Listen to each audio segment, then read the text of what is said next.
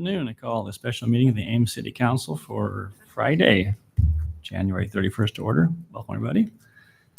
We have a couple of items of business before we get into the meat of the meeting. First is under administration, resolution authorizing expenditure of $1,000 from council contingency account to sponsor NAACP Freedom Fund banquet. And council, as you're probably aware, several departments, police, and I think there's another one also use funds from their accounts to support the event and attend. So it's not just, there's a question, I think, about why could you not increase that, but there actually is multiple groups that are from the city that are investing in that. So if there's not any questions, I take a motion to approve the resolution. Move approval. Second. Thank you. Roll call. Betcher. Aye. Edie Hansen. Aye. Rollins. Abstain. Corriere. Aye. Garten. Abstain, conflict. Junk. Aye. Thank you. Item number 2, ordinance. Entertain a motion on third reading and adoption of ordinance number 4546 of zoning text amendment to allow social service providers in the single family conservation overlay with approval of special use permit for certain properties abutting commercial zoning, which was continued from January 28th, 2025. Move approval. Second. Roll call. Edie Hansen. Aye. Rollins. Nay. Corriere. Aye. Garten. Aye. Junk. Aye. Betcher. Nay. All right, thank you. All right, we'll move on to item number 3, budget overview. Time we look forward to every year in terms of all the information that Corey and Nancy's going to share with us, and we'll turn it over to you. Great, thank you. Just before we start, if any of the public is looking for this information, it is on the city's website and finance page. And I think the plan for this afternoon is to run through some of these pages and highlight a few maybe important items or items that are a little bit different. And so, but if the public's looking for the information, this report is on the city's webpage as well as our recommended budget. So, all right. Start. I think one of the questions we get a lot is sometimes the public will assume that the city is 100% of the tax rate, and in actuality, this graph attempts to show the distribution of the annual tax rate that residents pay. So I should note this is Ames School District, Ames City. So there are other school districts that also fall within our corporate limits, so that may be slightly different. But if you live in the city of Ames and your family goes to the Ames School District or you're in that area, the city is about 33% of the tax rate. The county is about 19% of the tax rate. DMAC pays a little bit, about 2%, and then the school is 46% of the tax rate. So I know there's a lot of territory in the Gilbert School District. I think the school would be a larger portion of that pie if you live north of Bloomington Road there. With this, excuse me. Scroll in there. What this page attempts to demonstrate is the individual levy rates utilized by each of the levying organizations. So you can see the city at the top here. This is where my mouse is. This is last year's levy rate, or 2 years ago, 23-24. This is our current, where we're at this year. You can see the general levy last year was at $6.34. The current year, we're about $6.21. We also use the debt service levy to cover our debt issuances. We do have some abated debt. So this only includes debt that the taxpayers are funding. So last year was $3.25. The current year is it's $3.28. We don't utilize the employee benefit levy. Several cities do. Many cities across the state utilize that levy. That's not something that the city has utilized last year or this year. We have used it in the past, but we elected to exclude it in these 2 budget years. And then finally, the transit levy. So last year, about 61 cents or thereabouts for the transit levy. This year, about 60 cents as well. So very similar to the previous year. The city's levy rate was $10.20 last year. We're currently sitting at $10.09. The big change in those 2 numbers is a change in the taxable valuation. That was a highlight, I think, in the newspaper and the media, and also at the State House, there was a significant change in assessed valuation and taxable valuation. So the city elected to lower its levy rate as a result of some of those valuations. So last year we had about a 10 cent, 11 cent decrease in our levy rate, or about 1%. And then again, the city makes up about 33-ish% of the total levy. For demonstration purposes, we've included the Ames School District and Story County. They all have different levies that they're authorized by state legislation to utilize. You can see last year the school district was at $13.93. This year they're at $14, a slight increase year over year, about 0.52%. Again, they make up about 46% of the total levy. And then of course, Story County's at the bottom down here. They're about $5.90 last year.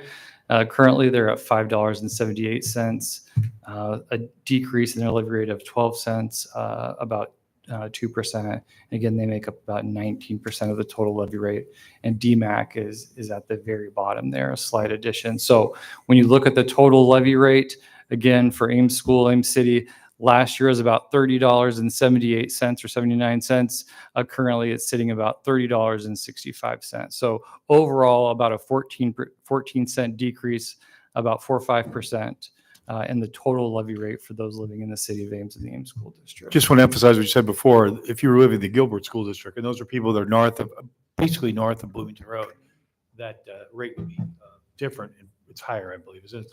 The school district rate. The school district is a little bit higher. So you could have the same assessed value living in the city of Ames, but depending on what school district you are, you might come out with a higher tax rate, a higher tax bill, excuse me. So that's confusing to some people sometimes. All right. Go to the next page here. I think we've shown this slide a number of years. This is really to highlight where this city falls in comparison. So we provide a lot of data. Sometimes it's hard to contextualize those numbers in terms of what they mean. And so really this slide is intended to demonstrate where other cities of similar size, I guess, align with this city. So working left to right here, you can see the Ames is highlighted in bold here. Our current levy rate is $10.09 there, right down near the bottom. Only Urbandale, Dubuque, and Ankeny have lower rates in terms of cities of our size on this sheet.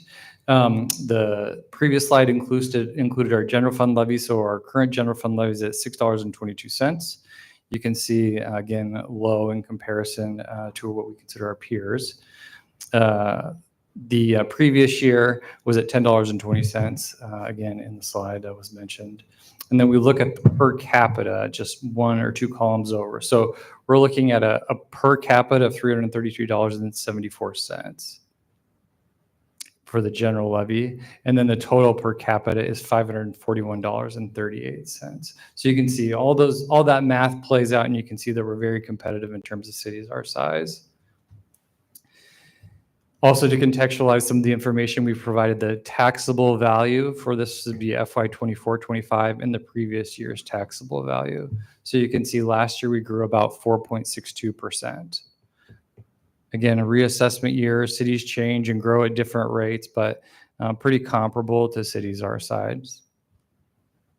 Any questions on that? So Corey, Yeah. I like to have things explained because I'm an English professor, not a math professor.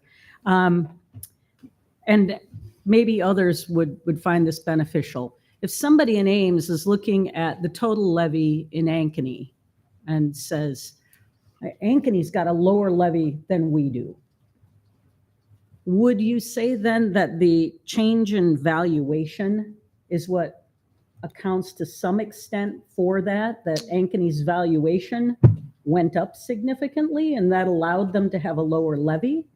Or is that overly simplistic? I think that might be a little overly simplistic.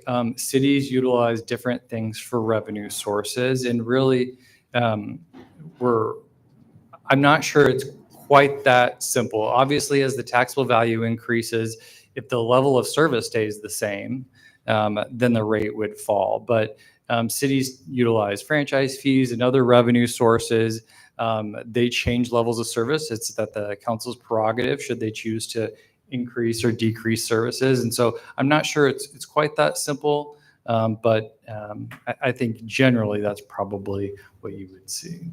And are franchise fees common among the cities that we see on this chart? I think just a general statement I would say is that probably half of these cities have franchise fees of varying degrees. State code allows us to imposes 1 to 5% franchise fees for gas and electric and other utilities. And so, yes, I would say about half of these cities probably utilize some form of franchise fee to different extents.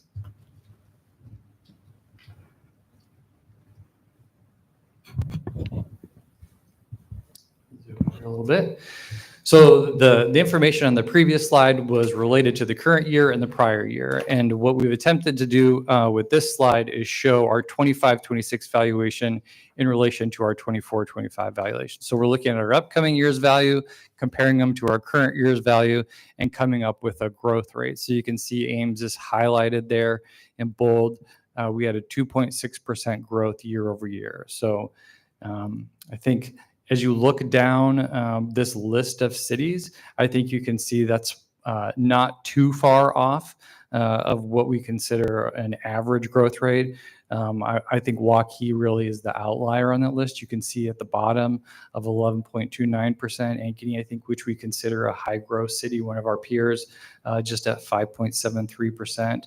The other thing I would note is the upcoming budget year is a non-reassessment year. So in all likelihood, a majority of values stayed the same. The county or city assessor revalues property in odd number years, which affects even years budgets. I know that's confusing, but next year's budget will include revaluation. This year's budget is primarily status quo. Should point out too, we receive a lot of benefits by being the home of a lot of governmental entities. Past studies have showed almost 50% of our land mass is for tax exempt property. So we get benefits in other areas, other reasons why we have a very stable economy. But a lot of our land mass is dedicated to tax exempt property, which a lot of these other cities don't have. So there's some pluses and minuses about what we have with going for us being a home of federal and state institutions. I think the other thing about this slide that is maybe more notable than it has been in the past is the growth rates that you see under the growth rate column there dictate the tier in which cities fall for their ability to raise or lower their levy rates. And so if you recall, there was a new tiered system last year, which was modified again for 25-26. So any growth rates of a city above 2.75% include a 1% reduction. Any growth from 2.75 to 4%, 2%, boy, I got lost there, 3% to, 4 to 6% had a 2% reduction in growth, and then anything 6 and above had a 3% reduction in growth. So, these growth rates are more notable for these cities likely than they have been in the past. And there's very few cities that are not at their 810 limit at this point for their what we call the adjusted general fund levy. So those numbers really do have implications as cities are setting their budgets. And I think, you've seen some of the larger cities in the state have articles discussing the impacts of some of that legislation and some of the things they're required to do to kind of shrink their budget in light of the new legislation. So if you look at the last 3 cities on the chart there, growing cities, right? If you look at West Des Moines and Ankeny, I believe according to state law, they're going to have to take 2% off. Remember, their growth has to be 2% less of that. So they're going to have to live on 3.46 and 3.73%. That's going to be very hard for them.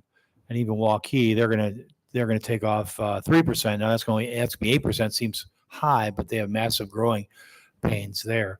You can imagine if we were doing a little bit better and we were over 2.75. We'd have to take off 1% from there, right? Would be 1%. We couldn't. We'd be making massive layoffs. So I have to make massive layoffs. So I guess we're lucky we came at 2.6%. And yet you'll see we're not trying to take advantage of that and we could go up to the cap. I want you to remember, we go all the way up to 810 in preparing our budget for next year, and we have not taken advantage of that. We haven't taken advantage over the years before the recent state law was in effect. We've always been under the 810. We've done what we think is prudent, what we think we need to generate sufficient funds to provide the quality of services that you and the citizens are asking for. We've always taken that approach, and we'll take that approach again in the recommendation for next year, you'll see. So is it that far right column that has the 810 limit? Yeah, so the second to the right, the tax rate, that's their total tax rate, and the limitation applies to that far right column there. Yep. So how are some of them above 810? So a couple years ago, there was a number of levies that the city could utilize, and as part of the 23 legislation, they consolidated all those levies, and so the city was fortunate to not have any of the levies that they utilize affected, but many of the cities utilized, for instance, a civic center levy to support those operations. And so those were all consolidated in that time into a single levy, which really is driven down by the growth, any growth. The formula drives it down towards the 810 with the intent that everybody eventually would in all likelihood be at the 810 limit. Gotcha. All right. Go to our next slide here. All right. What this new slide tries to show is the projected levy for the upcoming year in relation to the current levy. So we'll kind of work top to bottom here. So the top left here is the taxable valuation, about $3.5 billion. You can see just to the right of that is about $3.6 billion. That is the new taxable valuation for the upcoming year. So we had about a 4.6% growth increase in our taxable valuation last year. This year we're at that 2.6, which we've mentioned.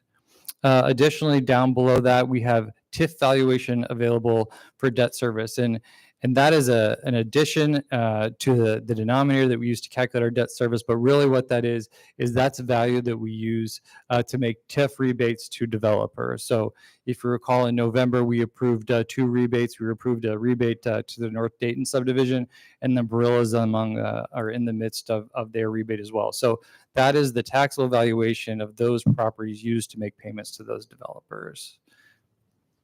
Moving down the slide here, on the left side, you'll see there's different levy types. The top is the general levy, so that's what the limitation that we discussed was associated with. You can see last year, based on the budget recommendation, the city needed about $9.8 million to cover the expenses in the general fund. That was reduced by the state replacement tax. The city receives 2 forms of backfill. We're in our last year of one of the backfills, but we're still receiving some money this year and a little bit next year as well. And then we also supplement the general requirements by local option sales tax. And so you can see last year, the general levy, we need about 29.8 million. This year, we're looking about 30.9 million. We reduced both those numbers by the state replacement tax and also by the local option sales tax.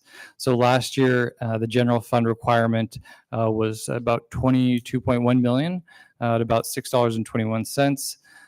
This year, the upcoming year, we're looking at about $23.1 million or about $6.34.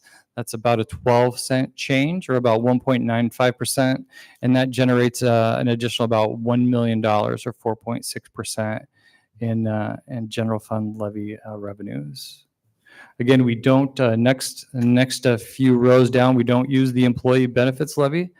So we'll move on to transit. This is the city's contribution for the operation of SIRIDE. Last year, you can see there was a total levy rate of about 59.5 cents, and that generated about $2.1 million. The recommended budget is, again, about 60 cents, a little bit more than last year, about $2.2 million, a slight increase, less than a penny, about 0.5%, and that generates an additional $66,000 for the operation of SIRIDE. The next outlined area is total without debt service. So that's total operational funds provided by property tax revenues to support the city's operation. So you can see about a 12-cent increase year over year, about 1.82%, generates about $1.1 million in additional revenue, and is about 4.47% in the dollar change. The last set of levies shown on the slide is debt service. And so that is the annual or annual payments that we make for our debt that we've issued in the past and in the upcoming year. So you can see last year we had about $12.4 million. We reduced that by fund balance and state replacement tax for a total of about $11.7 million. That resulted in a tax rate, a debt service tax rate, about $3.28. The recommended budget includes about $12.2 million in debt service, about $3.32, about a 3.5-cent increase, or about 1.1%. It results in about $458,000 additional revenue to support debt service, or about 3.9%. Down at the bottom of the slide, you can see kind of the culmination of all of those levies. So last year, again, we were at $10.09, which generated about $36 million. The recommended budget includes a levy rate of $10.25, about $37.5 million. The tax rate the recommended budget includes a 16-cent increase in the tax rate, or about 1.59%, and that generates about $1.5 million in additional revenue, or about 4.28%. So I think the highlight on this page is the culmination of all the levies combined really is about a 16% increase in the city's levy rate. All right. Corey, on that, Yeah. just a quick question on the Yeah. second boxed column. Shows a levy rate of $8.47. Sure. So our budget actually, in order to get the 30.992 million, would have to have a levy rate of over the 810, right? Right. So it just illustrates that, first of all, we're going to lose 10 cents Mhm. when the backfill goes away, right? Yep. Yeah, that's right. And so it just shows the critical nature of the local option sales tax and how it helps us if that local option sales tax either went down or was eliminated, which not saying it's going to, Yeah. but that would essentially require a major slicing in the general fund budget because we'd be over the 810. Is that correct? Yeah, I think we'd have to explore possibilities. The city has, we've been doing conservative budgeted practices and have been increasing the local option sales tax for the last couple of years. So it's a major component of the city's, of support of the city's general fund. Thank you. All right. Next slide just shows the levy rate per $1,000 of taxable evaluation. You can see kind of in this dark color at the bottom is the city's general fund. The transit levy is in this orange color here. We used the employee benefit levy back in FY 21-22 and 22-23.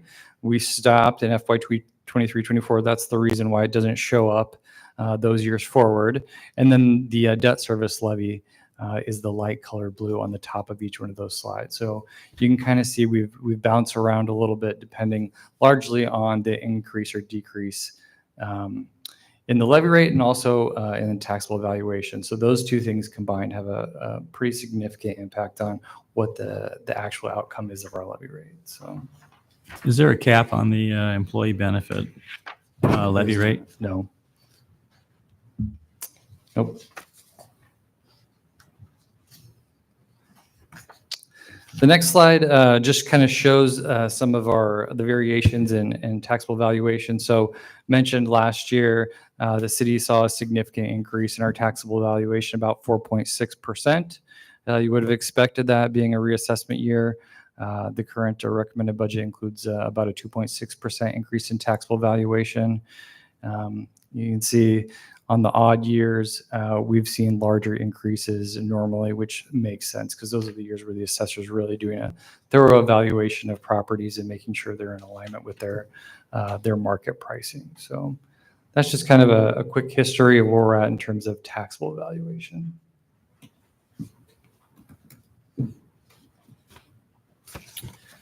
All right. To kind of work through some of those numbers of the taxable valuation and where they came from, we have the property types here on the left. So residential, commercial, industrial, and then we have some utilities. We also have exemptions, which has a net valuation. So we're working kind of left to right here. So we have assessed value, for example, for residential properties, about $5.1 billion. And that results in a taxable value about $2.4 billion. So you can see that kind of works its way down. It's just a formula with a rollback included comes to the taxable valuation. We have it for the upcoming year. So again, about 5.2-ish in assessed value, about 2.4 billion in taxable valuation. And then the second set of numbers really is just the change in those two numbers. So it'd be this number here minus this number equals this number. That's really kind of the formula. And you can see we have a percentage change here. There was a change in the rollback, of the residential rollback, by about 1%. So it makes sense that we would see taxable valuations increase above what the assessed value does for that classification. And then I think the kind of to tie things out, you can see down here at the very bottom, we have our total taxable valuation from last year.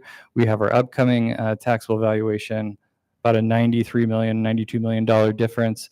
And that equates to about the 2.6%, which we've shown on a couple other slides there.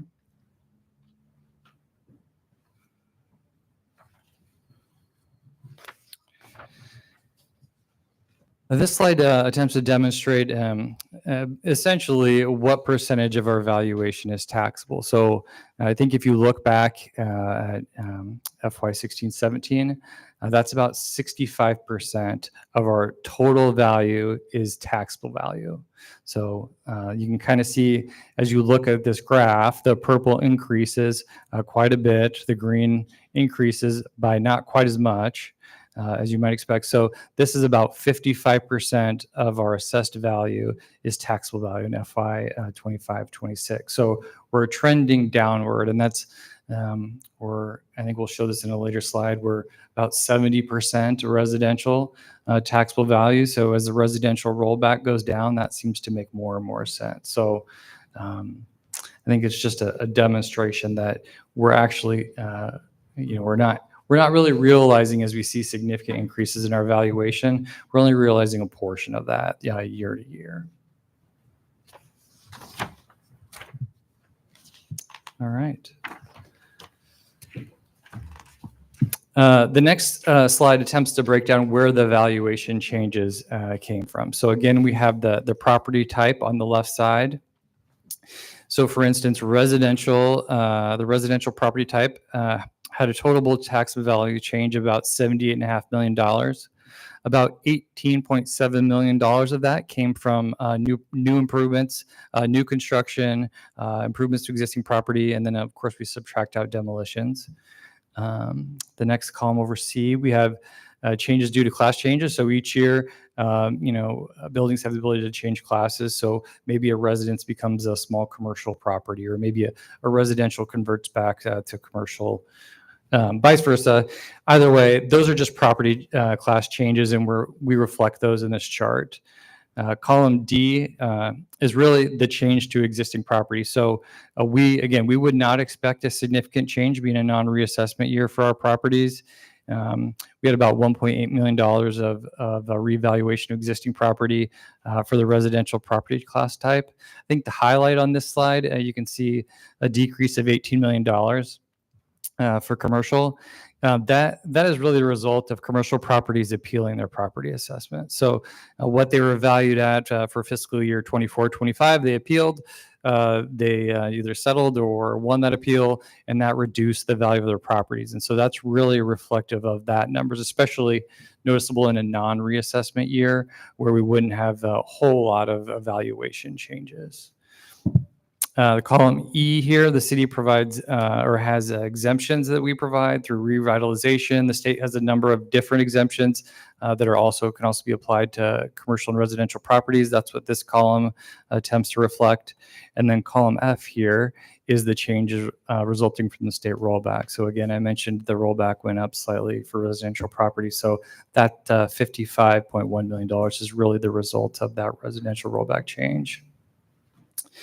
Column G is the net change on existing properties. So what we would do to get to that calculation is we take the change to existing properties, then we add the state rollback, and then we get to about $57 million of taxable valuation increase on existing properties. That formula works all the way down through the bottom of the page. So you can see at the very bottom, we had 2.6% change in taxable valuation, and it kind of goes across the bottom to the right to explain where that change occurred. A question, Corey. We keep discussing this 2.6% increase in valuation and its significance for us. And I'm wondering if, because of the importance of avoiding a reduction if you go beyond the limit, does that invite some gaming of the system where we would intentionally say that's a cliff we actually don't want to cross because there are negative externalities for crossing that line? And I don't know that I need a dialogue on this, but I think I just like to put a placeholder that from a planning perspective, because of the importance of that, it may be something that we think about from a strategic perspective, because we don't want to cross this line and have other reductions. Is that something that you think is worth thinking about at some point?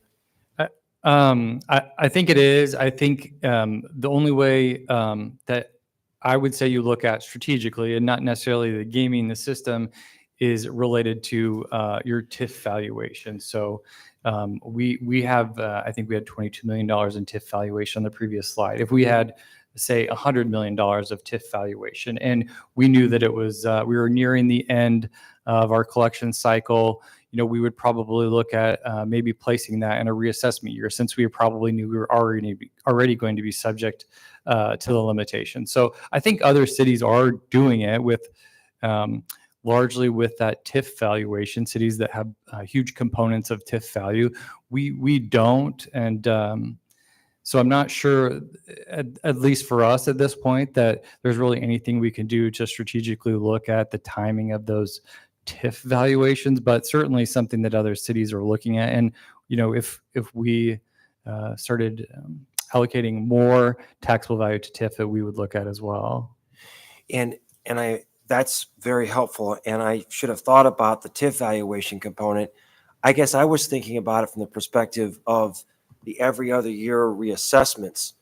So it seems like that would be a component too that would enter into our planning if we're anticipating a substantial increase in valuations. For example, if there were some major developments in the Eastern Industrial area where we would experience a significant spike in that valuation,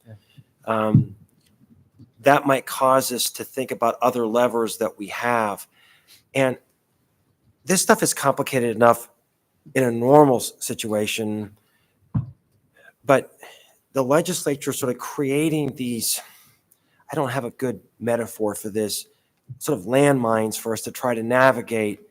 It sort of invites this kind of, and I use the word gaming, maybe that has a negative term to it, but honestly, that's how I'm thinking about it. And it's just because the legislature put these things there. So it's sort of a new world for us because we're trying to think about budgeting in light of some of these cliffs that on behalf of the taxpayers we have to navigate. Is that helpful to think about? No, I think it is. I think that is helpful. I think what the legislation does is really drive people to get the maximum value or maximum revenue they can year to year. So we weren't subject to any limitation, but I don't know a lot of cities that are not going to attempt to try and get the maximum value that they can for the year. So I think that's probably something that you will see cities maybe overtax one year compared to the following year, knowing that maybe the following year is going to be more difficult. It's difficult to do because the residential rollback is somewhat unpredictable, and we're significantly residential.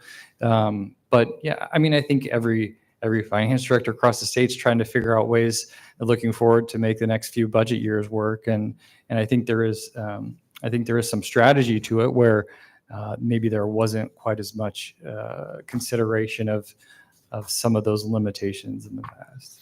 Yeah, I appreciate this dialogue.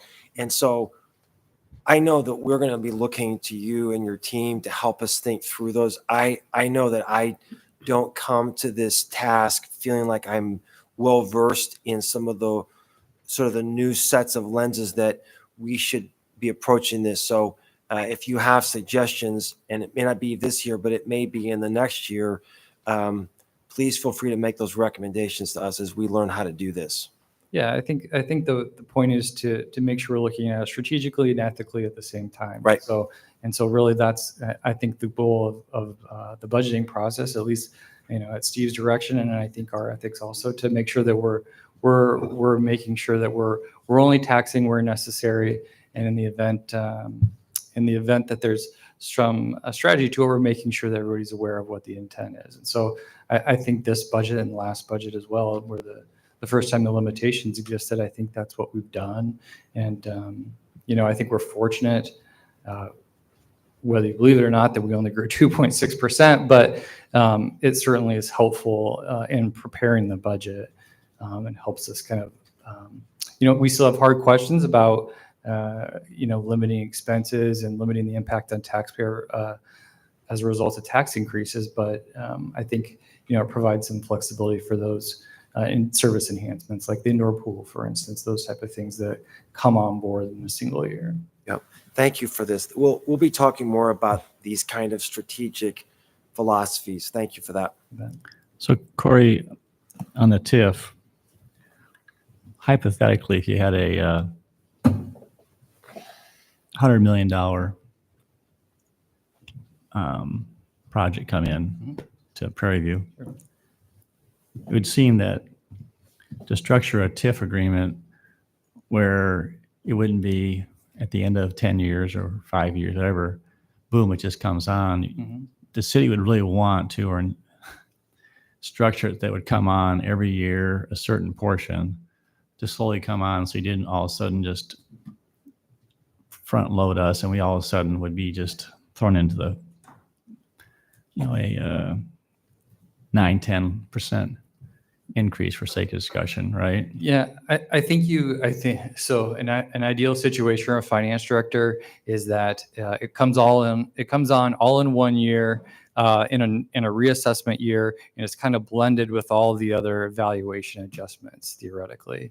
And then I think the other thing you ideally that you would have is the development goes well, the value increases significantly. You may have some ability, if you're not providing 100% rebate or servicing the debt with 100% of the revenues, that you collect ahead a little bit, and so you can kind of manage when that valuation comes on and off, and you can look at that doing that a little bit more strategically than you would if you were just giving 100% TIF rebate for the duration of the period. That makes sense. And do you know how much the employee benefits make up in that levy rate? Gosh, I don't know that we have that number. It seems to me it was a significant sum, more than $2.5 million, I believe. We also don't utilize some of the other levies, police and fire retirement. I mean, they're all kind of grouped together, but it was significant. That's something we could pull together. I believe we did do that for when we should have that. We did when we did our rating with Moody's. We provided the flexibility. All this legislation impacts our Moody's rating. And so when we go before them, we try and explain this is the flexibility that we have. We can move these things around. We can increase taxes. Every limitation makes it more and more challenging for us to demonstrate to them that we have the financial flexibility to meet our obligations. So the point is, long term, if we get caught, if we went way up, levy got constrained, we could go ahead and use an employee benefit levy and some other levies, not to basically juice the system, but essentially to try and allow us to still maintain the services we wanted. Still means you're going to have a higher increase in your total levy rate, but it would basically help in terms of the general levy rate. Is that accurate? Yeah, and that really is the intent of those levies, to utilize them only when needed. If you recall the old emergency levy, you had to be, that's no longer in existence, but you had to be at your 810 cap before you could access the emergency levy. So that's really the intent of those levies, is to utilize them when you have really no other options. So yes, I think that's true statement. Just taking a long view, there's a lot of things coming at us, and just trying to think how we can balance everything and still maintain transparency, but just also looking at the level of service we provide. Yeah, like I said, that's the intent of those levies, even if we're not utilizing that, they're there in case we do. All right, next slide. And I appreciate those comments, Mayor. And I've been using this phrase a lot, the idea of the whack-a-mole. For those who are watching, and you may be wondering, well, why don't we just leverage those other levies? The legislature at some point is going to be looking at how cities are allocating their expenditures across these different line items. And I think it's short-sighted to try to play the system too much. I think the legislature eventually will pull that cord on us. Yeah, I think, I think going back to our budgeting practices, we only levy for the things that we need. When we're taking additional resources from commercials and Right. individuals, that's not responsible budgeting practices. And so we're really only looking at taking the amount of tax revenue we need to operate and provide the services the council dictates. Mhm. All right. Kind of getting into our debt here. So on the very top of this sheet, we have the taxable valuation for debt service. Again, just over $3.6 billion. On the left-hand side, you can see we have kind of the purpose of our bond proceeds, or the things that our debt service supports. And then the annual debt service for each one of those things is the next column to the right. We have certain abatements. So for instance, just looking at the fire apparatus, $49,602. Iowa State pays for a quarter of the our fire apparatus debt service, and so we don't levy for that dollar amount. We transfer that money or move that money into our debt service fund, and then make the payment on the debt service. And so if you look down at the bottom, we have our 25-26 CIP general obligation issuance built in, about $1.5 million. We have $93,766. That's related to the resource recovery abatement. They're able to make a repayment on that debt that we issue for them. So you get to about $1.4 million in property tax supported debt service. And then we take the state rent replacement tax out of that. We combine all of those, levies, and we get to about $13 million. We take out the state replacement tax. The city has been pretty judicious in the past and built up a fund balance in the debt service fund. And so we've been utilizing some of that fund balance to minimize the tax levy increases related to the debt service rate. And so we're using $600,000 in the recommended budget of fund balance in the upcoming year.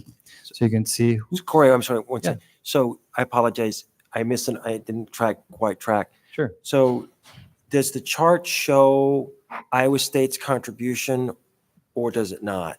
The chart, so this is a total debt service related to fire department apparatuses. So that's everything that we've borrowed for fire trucks, essentially. And this is the amount of those fire trucks that Iowa State's paying for the debt service. So we have about $200,000 they're paying for a quarter, roughly. And I'm just brainstorming with you. Would it make sense to add a footnote to that so it's clear that that's something that Iowa State is Sure. paying rather than our own cash flow? Sure, we can do that. That'd be great. Yep. Thanks. Iowa State also pays for a portion of the airport debt service as well. So we have a number of partners, all of which assist us in the payment of the debt service. There's different agreements in place for a few of them. Our utilities pay for a portion of debt service that we've issued on their behalf for some infrastructure improvements, some radio enhancements, those type of things. So we can certainly put some notes that explain some of those. I think the document would communicate better Sure. if it showed that source of funds. Sure. Thanks. You can do that. Yep. Sounds good. So kind of back to the slide, we had about 14 million in debt service. About $1 million of it is supported by somebody other than our tax levy. It's about $13 million in property tax supported debt service payments.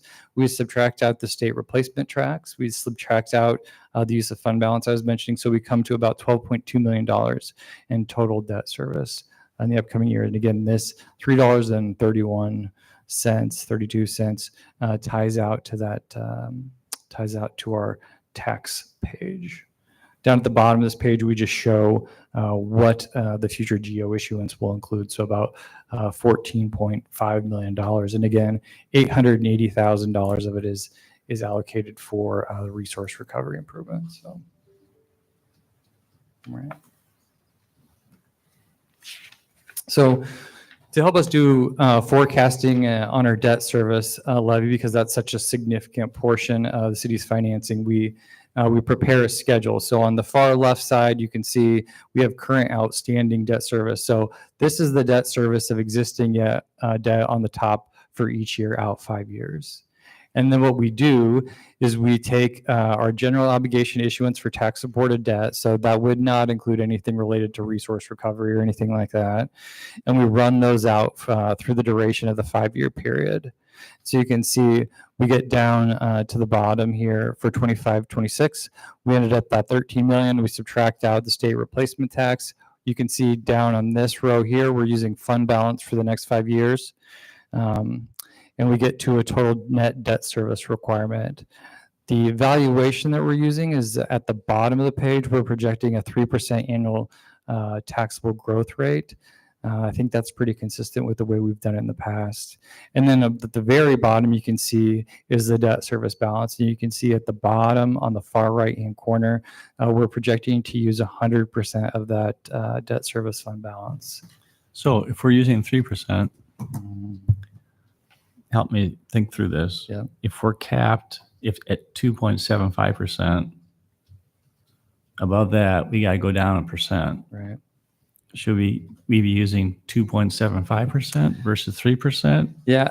Otherwise, you're going to have to do some adjustment here. At 3%, it actually be 1 point. It'd be 2%. Yeah.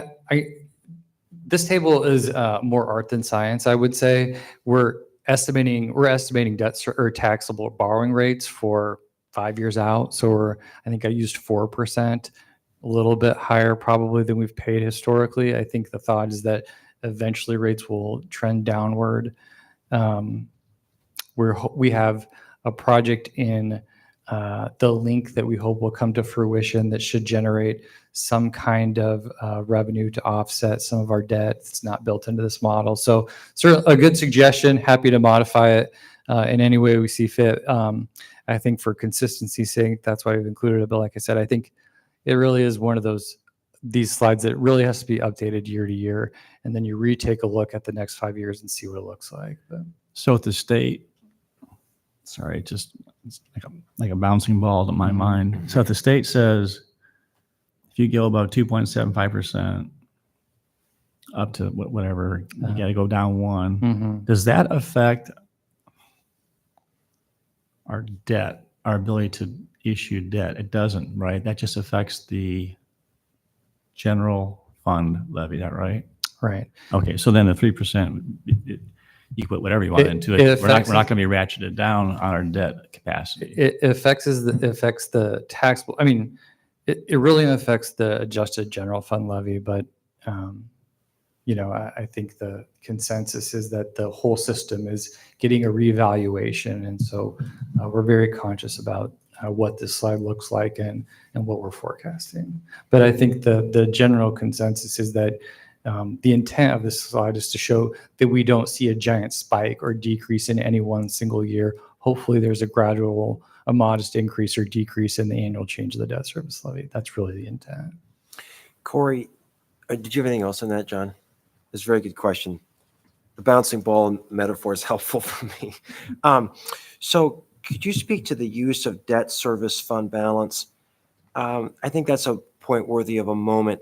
So is that common for cities to be, this seems to me is fairly aggressive that we're putting those kind of dollars towards that. And that's something we've always done since I've been on council.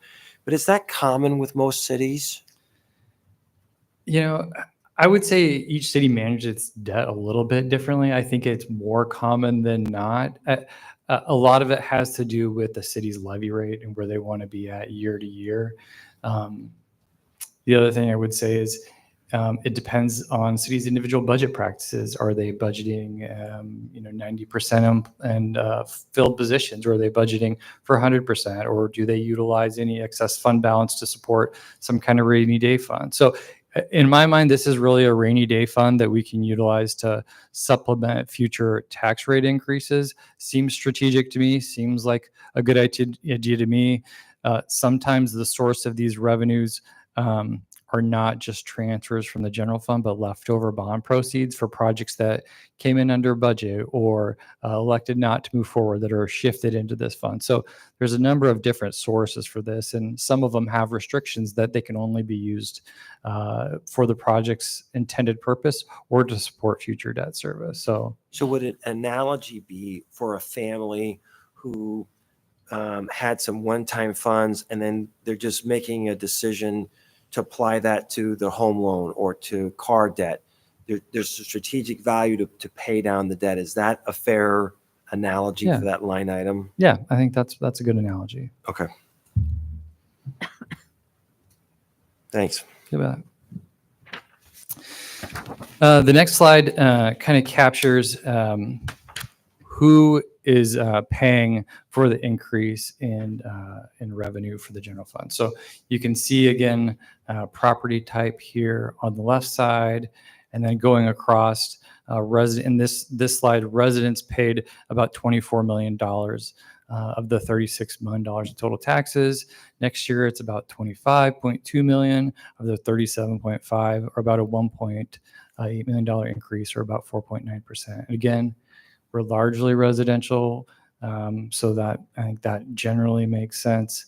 And again, you can see that kind of carries forward down each one of the property types. We do show our TIF debt, debt service only. We also have exemptions. And then we get down, you'll see this number should look familiar, this 1.5 million. That's the 4.28% increase in additional property tax collected.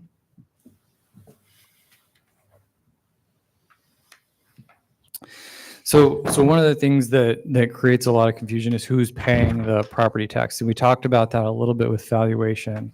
And what this slide attempts to do is take that valuation and apply it to the levy rate. So you can see, again, that $1.5 million in additional collection down here at the bottom is allocated across by property type. And then moving from left to right, we have change due to new property. So that's new construction or new valuation that came on the books. We have changes to existing property. Again, notable, commercial is down $138,000 generally, largely due to appeals of the assessment. What's not on the previous slide is a change due to rollback. You can see we had $566,000 in additional revenue that resulted from the rollback. And then, of course, we had a 16-cent increase in the levy rate, so that's applied across those classes. So I think the intent is to show we're increasing our tax collection, who's paying for it, and how much. And you can see the far right column is really just the culmination of, I guess, the set of numbers directly to the left of it. How about the over 65 exemption? Is that? Yeah, that's actually in the military exemption, so that should probably. You can see down at the bottom here, we have less military exemption. Right. That is the additional exemption for 65 plus and any other new exemption. It's just a summary of all the exemptions that we provide. Is that for half the tax year or all the tax year? That's for the full tax year. Yep.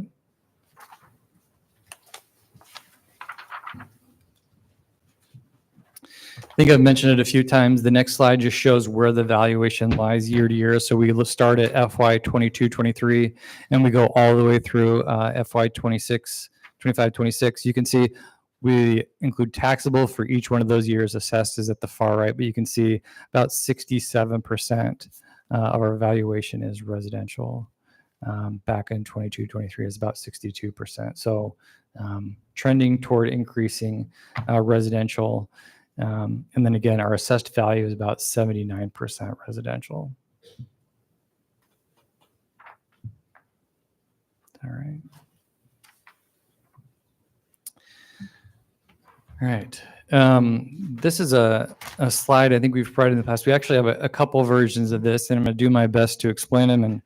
And Steve and Nancy can jump in if they think I'm doing a poor job, which may be possible because it is a little bit confusing. But on the top, we look at our levy rate. So last year, about $10.09. We're forecasting about $10.25, a 16-cent increase, or about 1.59%. We've talked about that. This slide shows a $100,000 assessed property year over year. So we take, kind of working through the calculation, we take the 100% value of the property of 100,000. We apply the rollback that's set by the state, and that comes up with the taxable value. And then we take that taxable value, divide it by 1,000, and multiply it by our levy rate up here on the top. And so for a property, in all likelihood, most properties that probably didn't change in valuation, this is probably a very relevant slide. So you can see year over year, $100,000 property is going to pay $18.61 more in property taxes, or about just under 4% there. All the same calculations apply to commercial. A little bit different calculation on some of the future slides, but generally pretty consistent calculations down the page. Okay. This is where it's going to get a little bit confusing. Again, we keep the top of the page remains the same. We have the same levy rate for each year. We had, if you recall, $100,000 property on the last slide to $100,000. We've increased it slightly. This is the average increase of an existing residential property. So just up $73. We apply the rollback, again, same formula as the last slide. We come up with the taxable value. And what we're suggesting is that on average, a $100,000 property is going to pay about $18.96 more than they did last year, or about 4.05%. So sometimes if there's big spikes like last year in assessed valuation where everything goes up 20%, the rollback goes down a lot. There's a whole lot of other impacts to this formula, but really this is probably a really relevant slide again this year. The same thing works down here for commercial property taxes.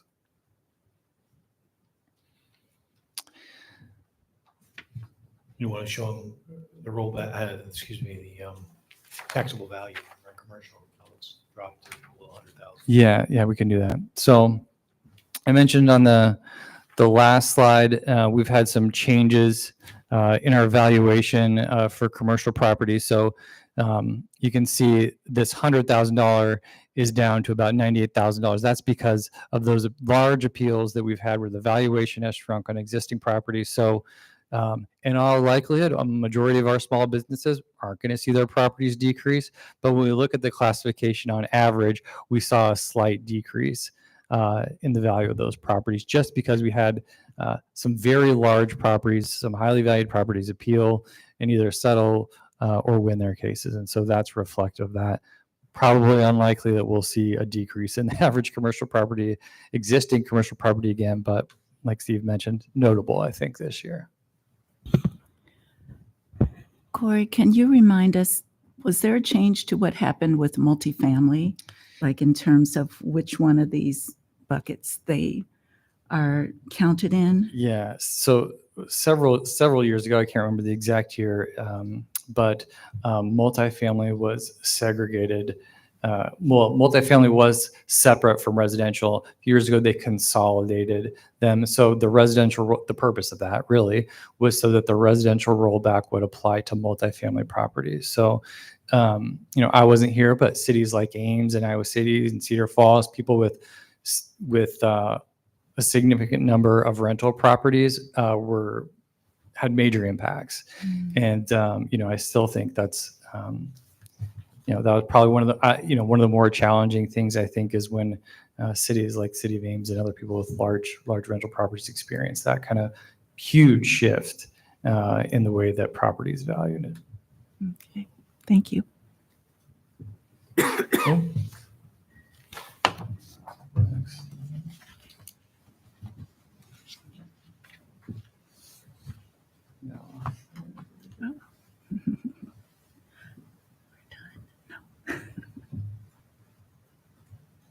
We got stuck. The end. Electricity go off? I hope not. No, that's not.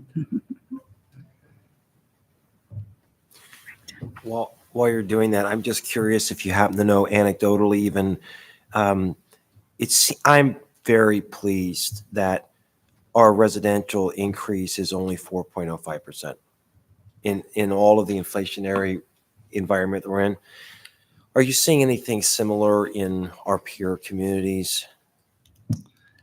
Well, it's hard to know because we're all still working on our budgets right Right. now. I think the only thing I know is what I also read in the papers is that people are cutting budgets and trying to find ways to make things work. And I think you mentioned the strategy. I think people are trying to strategize on how they go about balancing their budgets. But I think one of the first slides we had was the valuation of cities that we consider high, or at least I consider high growth, like Ankeny. 5%, and you subtract 2% in the growth limitation. That's pretty tough as you're trying to provide fire service and police protection. Because those things aren't getting any easier. Attracting police officers and firefighters is still difficult. I think that's commonplace across the state. So I haven't heard anything definitively. It's up to, really that's a policy decision by the city council in partnership with the city manager's office. And so, I don't know that I've seen anything quite to the extent that it's been solidified yet. People are still working on their budget. But when we go out and talk to our constituents, that's a number that we can talk about. And I'm very pleased with the fact it's that low. That's great. Sorry, we ended up having a computer restart in the middle of a presentation. So that wasn't planned. That's awesome. What's that? Perhaps you could act it out for us. I'm not Corey, sure so you while want to see it's that. restarting, is it, so the growth that, for example, Waukee or Ankeny, is it possible, like just buildings that were built and they were TIF'd, that all of a sudden those values are now starting to come on? So actually, they're not actually growing more physically, but actually there's more value coming on. Does that also contribute potentially to their growth and valuation? It could. I think it could. I would say that that those cities that have that kind of valuation are probably a little bit more complex financially, and so they're probably doing some of the same things that we would consider doing. So I think they probably know when their valuation is going to come on and come off with some of their TIF values. So I think they're probably looking at strategically. It's the first time some of these things have ever come up that I've been doing this, is looking at timing of valuation coming on and off. Well, I know, talking to the Altoona mayor, they have I think over $1 billion of data centers that have been TIF'd. And those start coming on, that's just going to really throw them with this, cap. It's going to have a huge impact on them in terms of throttling back and reducing what they were anticipating could be used to help provide additional services or provide other amenities that the community has been asking for. Yeah, I think there was an article in the Des Moines Register related to that. And, they had, just like all cities, you were constructing a financial plan that looks out in the distance, and with the hopes that as valuation comes back online, that you can use that to lower the levy rate or invest in other amenities. And I think that was, I think that was a hot topic for them. So, and maybe Still one is. that they didn't anticipate. Still is. Yeah. Right. So, let's see if this works. Now you know it was like about 15, 20 years ago. Say we might just have to do this on paper. Yeah. Not even sure I know how to do that. Wonder if we can use the Elmo. I think it depends whether all of your inputs are out or just the computer input is out. Yeah, I think it's the projectors now. Oh. Susan tried. And she went. I don't know if she's getting the bill. Should we take 2 minutes and let them figure it out? Or Yeah, sure. Let's just take a 5-minute break while I go ahead and get it. Sorry, everybody. No problem.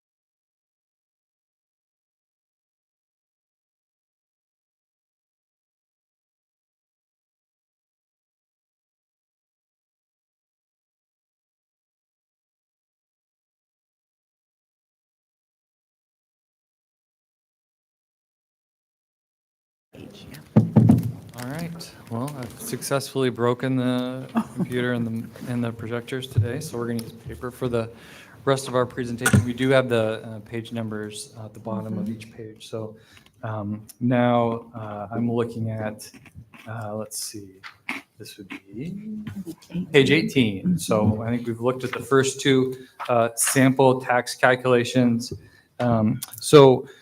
Last year was the first year, I believe, of what was called the taxpayer and true statements. And the intent of those statements was to let residents and property taxpayers know the impact of their levying agency's tax changes. So last year, taxpayers received those statements. There was not a change in the valuation. So you can see on our page here, on the first one we did, it was 100,000 to 100,000. And so as valuations went way up and levy rates went down, it was probably not reflective of really what was happening on individuals' property taxes. So there's some modifications at the state level, and the valuations were changed in the example. And so really what it does is it takes $100,000 assessed valued residential property and adds 10%. So it says that 100,000 is valued at 110,000 next year. In all likelihood, that seems like a lot. I don't know that we've had a lot of years where we've seen that kind of increases in residential properties. Those are usually accompanied by significant decreases in the residential rollback, but that's not reflected in this calculation. So you can see on page 18 what's going to be sent to residential taxpayers.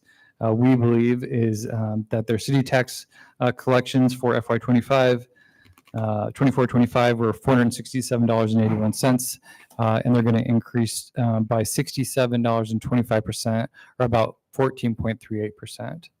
Now, like I mentioned, that will be alarming, I think, to pretty much any taxpayer. It certainly would be to me. But like I mentioned, that the real driver of that number is the increase in valuation, and that's just not. There may be some properties that hit that number. I think it would be very unusual. We just looked at what the average residential property was going to increase. Certainly wasn't 10%. But this formula applies to every city across the state, every county, and every school district, and so. I think the anticipation is this will be alarming to people when they receive it. So, Corey, we talked about this in advance. That 14.38%, that's actually not accurate. Am I saying that correctly? Everybody's individual property taxes are different. We would expect limited valuation changes to have occurred on existing properties for the upcoming fiscal year. So it's very unlikely that that's accurate.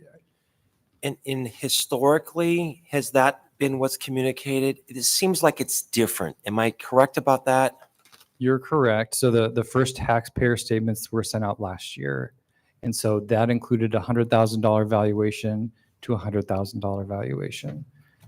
Kind of coincidentally, last year, there was big valuation increases. A lot of properties went up 20%. So I'm not sure that was not an accurate reflection either of the true scenario. So this is as much for council. We work very hard to be transparent and accurate in the way we communicate with our residents. This is a step backwards, in my opinion. And I'm not prepared as I sit here to offer a specific proposal on how we communicate. But the one idea that I had, and it may be a bad idea, but do we ask for a supplement to be sent with this notice that simply clarifies this for our residents? Is that something we would consider doing? But I am super frustrated that we're intentionally sending something to the public, and we can talk about all the corrective measures we're going to put on the website or whatever, but that is not going to offset the damage, and I think it impacts our credibility as government if we're sending something that's not accurate. And so I would ask council to consider, are there ways that we could more accurately communicate? And we could ask Corey to draft a letter on behalf of council that in very clear terms tries to clarify this situation. I'm open to any other thoughts on that, but this just seems new to me. Well, the whole statement is relatively new, and it's coming from the county auditor, right? That's right. So we don't have a lot of control over what that information from the county is going to look like. And as I recall last year, it even looked like Ames School District was the city of Ames. So it looked like the city of Ames was taxing you twice. So I'm not optimistic that there's a whole lot we can do to mitigate that mailing, other than doing what you mentioned, the website and Facebook and that sort of thing, because how do we piggyback our own letter on the county auditor's mailing of this? That doesn't seem like something we can do. And I don't know either. I mean, could we just ask Lucy if we can we'll pay for it and send a letter on behalf of the city? Steve, do you have thoughts on this? I like the idea of a calculator, if we could set a calculator up, because everyone's different. We're giving an average of classification. We can put a calculator in there, and when you get your assessed value, you could plug it in. You have established the rate, then they can actually generate their property tax, what to expect in the property taxes, their actual property taxes. That's what I asked the finance director to do. People would have to go to the website and see if we can generate that calculator for them. And it's all personalized to their own property. That's about as accurate as you can get. No, I hope we could do that. It just, And remember, I don't even want to blame, I don't blame anybody. It's not blame. It's just, it's being told to the auditors that they have to do it. Yeah. And they're using that same 10% throughout the state, correct? Yeah. So if they get it from the auditor, you think the letter they should get following up with it should be from the auditor, not us. So it's going to get very confusing. That's why I like, if you want to, we could set up a formula. Like say, if you want to find out what the taxes are now, what they're really going to be for your property, use this calculator. And I don't like to fuel conspiracy theories, but this seems like a notice like this from the auditor only furthers the case of the legislature saying your property taxes are too darn high. Right. And Yeah, when they get it, they're going to say 14%, and we're showing you it's not going to be 14%. For the residential, it's 4% more on your tax bill, and it'll be lower than that for commercial and industrial for the city of Ames. But they'll get something from the auditor that will show an alarm that to expect 14% increase in their property taxes, which is going to be wrong in our case, and probably for most of the cases in the state for cities. as a point of clarification, the auditor isn't making this up. This is something that the No. state legislature No, I'm saying that. has. I don't want to is blame them. They're being to be mandated used. they send it out, right? It's Right. coming from the auditor, right? Correct. But because it's been state law. mandated from the state that they send it out. Unfortunately, anytime people start seeing different numbers, confidence just plummets, and people Right. say, what really is true? And that's what's really frustrating, is that we're fighting state law, which is mandating incorrect information be sent out. That's why the calculator might be the best thing, because then when you calculate it, that's what you should expect. And That would come from us. timing wise, when is this letter from the auditor going out? So March 15th is when I believe the letter will initially be sent. I think it has to be sent by the 20th. So, I think timing is crucial. Putting something out now will probably get lost in everybody else's junk mail or lost in their social media feeds. And so starting probably March 15th would be probably the appropriate time to start having that conversation, providing calculators if we choose to do so, that type of action. All right, so I'm going to try a motion. I move that we direct staff to develop a letter that would be proposed to the county auditor to be included with their required notice that would explain this disparity to our residents and give direction as to a calculator on our website that would help them to more accurately understand their taxes. That's my motion. I'll second. Is the auditor allowed to do that? We don't know if they're allowed. I don't know. Last year was the first year. There was a lot of confusion, as you can Yeah. imagine. I'm not sure what the limitations are. They use a software to prepare the letter, whether their software can do it, whether they use a print vendor that can do it. But we could follow up and ask. Yeah, I always heard they couldn't modify much of the language that's been given to them Right. too. So But maybe they can add a second sheet of paper in the same envelope. I don't know. I think it's good to ask. The motion is just exploring Yes. what's possible, Yes. right? Right.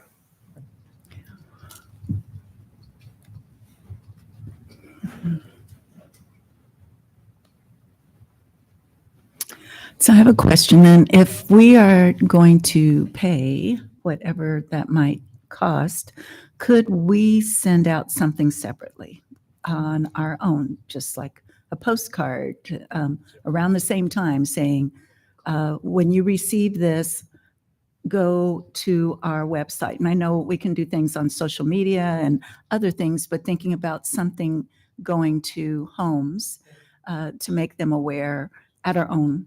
If it's going to cost us either way, perhaps we just do something independent so that that hopefully the community knows we are trying to be clear about what is happening. Yeah, I don't know that we have a good idea of cost on something like that. It's something Okay. we could explore. I know that some smaller cities did that last year when the first statement went out, sent letters that explained it and included something in the utility. I can't remember exactly what the scenario was, but I know that some cities did address that last year. I don't know that I received any feedback whether that was successful or not, but it's something we could look into. I mean, I So agree could with we you add that to your amendment? if my proposal doesn't work, then that would be a plan B. Mhm. But if there is the flexibility to add our letter to our residents in that mailing, I would like to So they explore that have just one. because of the immediacy. It's in the same envelope. Mhm. Okay. I'm just trying to envision someone has no idea what's going on. Mhm. And you open up this first sheet and it has this information. And then this City of Ames letterhead. Please disregard the, What if it comes first? or But the second? auditor yeah, would tell me the what number, to say. because really the real number is this. And it just, We're just I'm pointing sorry, to I'm a just trying- calculator. first of all, I think the legislature is going to go ballistic if all of a sudden something that they have mandated is getting piggybacked with something else. But that's a speculation. But I'm just trying to think of the people who are totally uninformed right. and what they see. And are we just adding to the confusion? Now, a separate postcard might be saying you received a separate mailing. We just want, we are committed to truth and taxation or to transparency. Please go to this website. And I know it's going to cost a lot of money, or try and do it through our city site and other things to get the message out. Email blast, social media posts. I don't know, maybe even do a funny cat video. I'm just serious. I mean, I'm kidding on that one. But the point is, just something to try and get the message out and just show what's going on. I understand what you're saying, Tim, and I'm incredibly frustrated with the legislature and just this incorrect communication. You made the motion,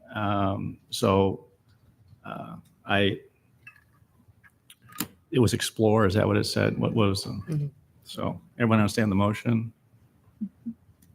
So those in favor of Tim's motion, say aye. Aye. How many opposed? No. All right, who was nay? 2. We have 4. Motion passed. Or can we take it for granted that staff is going to be working on the calculator and all of that? We're going to do that by Yeah. So that's already underway. We wouldn't need a separate motion for requiring that. I think there was best practices put into place last year that I think we recognize that we can probably utilize to help ourselves, do our best to explain what's going on this year too. And I think that I saw that Urbandale did a nice job. They did a screenshot of the pitch of what the mailing was. add red boxes around specific numbers and explain with a sub box, what it means. If we could do something like that, that would just say, this was a maximum, this is what actually, to try and help them walk through that in addition to a calculator, but which would be a lot less expensive, maybe more expedient. We can go ahead and put that out quickly, but the motion passed. Staff will explore whether or not that can be done and what costs would be. And I presume you'll get back to us in a short order on Yeah. what the feasibility might be, and if it's even able to be done. If it goes to a separate printer, Mhm. they may just say, no, we can't. Anyway, go ahead. All right. Okay. So if we can vent a little more and have some therapy going on here at the same time, so. All right, good time to turn it over to Nancy. So. So we are on page 19 now of your packets. We've talked about the 1.543408 number a lot. That's the additional amount of funding we need in the 25-26 budget from the various levies. This page just kind of walks through why we need that, and kind of where it really breaks it out is for the general levy, where we need the additional just a little bit over $1 million. As you can see at the top, revenues were very level. We're only projecting them to be up 2.3%. So really the driver is the change in the expenses, and that's largely in the general fund, which is is mostly police, fire, library, parks and rec personnel. The real change is personal services being up 6.5%. So we added 4.45 new FTEs. There's I think a couple of pages back, there's a real more thorough explanation of it, but just to say quickly what they are, we have added an additional firefighter, an additional animal control attendant. We've increased 2 animal control officers, one from a 0.3 FTE to a 0.5 FTE, one from a 0.75 FTE to full-time. And then we've added 2 new positions for the Fitch Family Indoor Aquatic Center, a principal clerk and an aquatics coordinator. And all of the funding for those is out of general fund. So that offsets slightly by, we had down under other expenditures, we had a reduction because we had budgeted in the 24-25 budget to transfer some funding to the debt service fund, and we don't have anything similar in the budget for this year. So overall, the expenses are 3.4% higher. So do we have a full lineup on the fire department now? No. I think we're going out for another recruiting class in the spring, I think, for some more. So, and I know we've been down in both police and fire, more in police than fire. A lot more in police. But I was just curious, we're adding an FTE, but we've been averaging how many short on our roster For police, for fire? I don't know. It's not been the issue that it's been in. Actually, we're ahead of schedule. We built up additional firefighters Right. up to 11 above to staff a 4th station. So we're ahead of the game there. Does that make sense to you? It does. So just to clarify, so we are budgeting for an additional FTE in fire. In But- anticipation of a 4th station. Correct. So you don't have a big jump at that last year when you don't have to pay for 15 firefighters when it opens. It'll be a massive increase in your taxes. Yeah, So we've been increasing that. I'm on board with that sort of stair step approach. That's different than police now. Police, we have the normal assignments of people, and we've been short because people have retired. Many people have left the profession, unfortunately, and some people have gone on to the state patrol and other places. So, And but personal we're- reasons take them to positions in other states. right. But on the fire side, we're adding to the roster, but we're not even filling the roster we have now. Am I saying that correctly? In fire? Yeah. No, Brian's coming.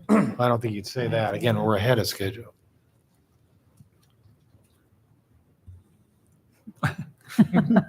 So on the fire side, we are above the staffing level that we have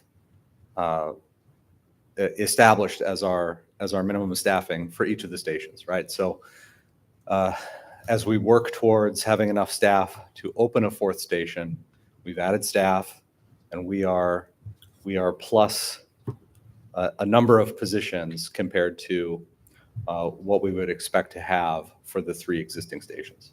So we're not at an understaffed level. Even if we have vacant positions right now,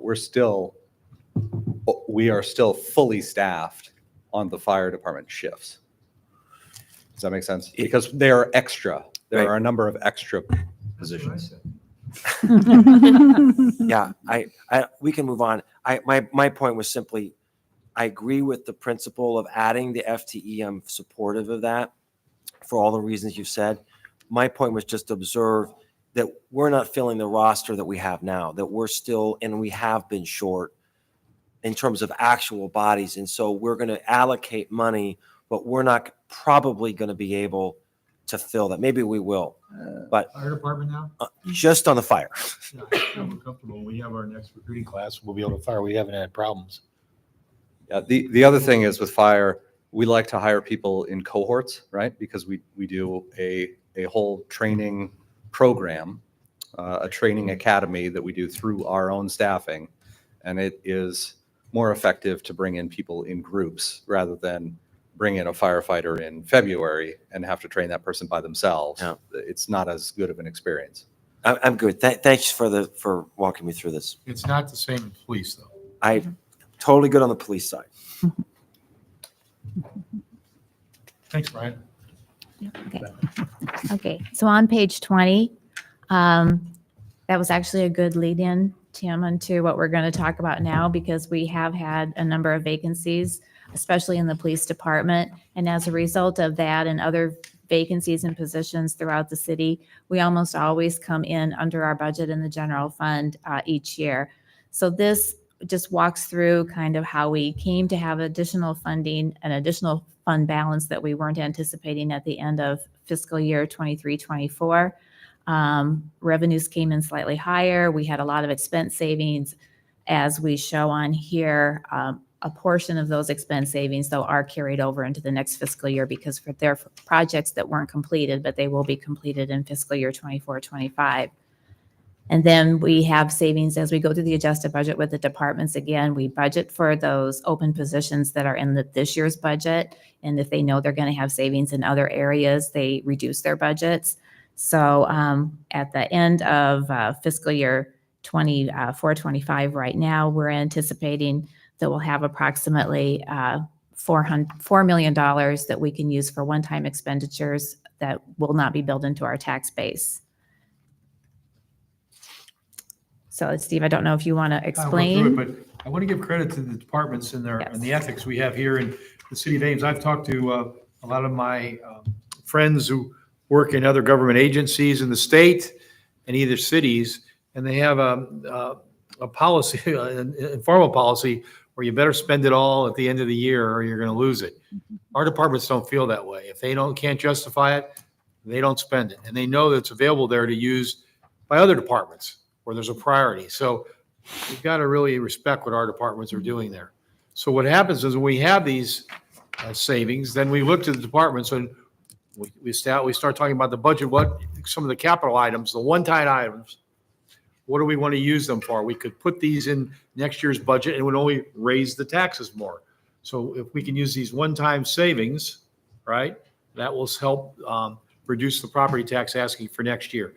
You could take this, you could take $3.6 million and you could look really good. You could lower the property taxes substantially, but it'll hurt you that next year because you'll have to make up that 3.6% because it's only one time. Plus, and the expense on those same operations, if used for operation costs, will probably grow another 3 to 4%. We're really going to be in trouble the year after that. So we've done this for the past years. I think it's been very good. It's saved the citizens money. It's reduced their property taxes. So once again, I've worked with department heads on some one-time capital items, and we've listed that on page 21, broken down by fire, animal control, Parks and Rec facilities. And what I want you to point out too on transfers, I want to bolster the Parks and Rec Scholarship Fund by another $200,000. All right, that'll bring the total to 500. $500,000. And we created last year a council priorities fund. We're going to recommend for the animal control shelter, use 2.7 that exists now, that we put in there last year, or this year, let's say, for the animal control shelter. But I want to replenish it with this $3 million. And later on, when we receive the money from Workiva, remember the Workiva penalty? You'll see when Nancy goes over, I'm going to bolster that up. That's going to give you a lot of flexibility to help soften the blow of any kind of capital improvement maybe, or that you can reduce the amount of geo bonds you could ask for. Maybe we could pay as you go on certain things, working on the park or something like that. So I don't know if you have any questions on any of these projects. These were priorities of the departments that there were many more. There were more than these, not many more, but we didn't approve any of them. But these were justified to my budget team and myself of going ahead and including in the budget. So Steve, all these line items are fairly modest in the big scheme of things, but you're allocating for council priorities fund $3 million. That's correct. So unpack for us how the council priorities fund is used.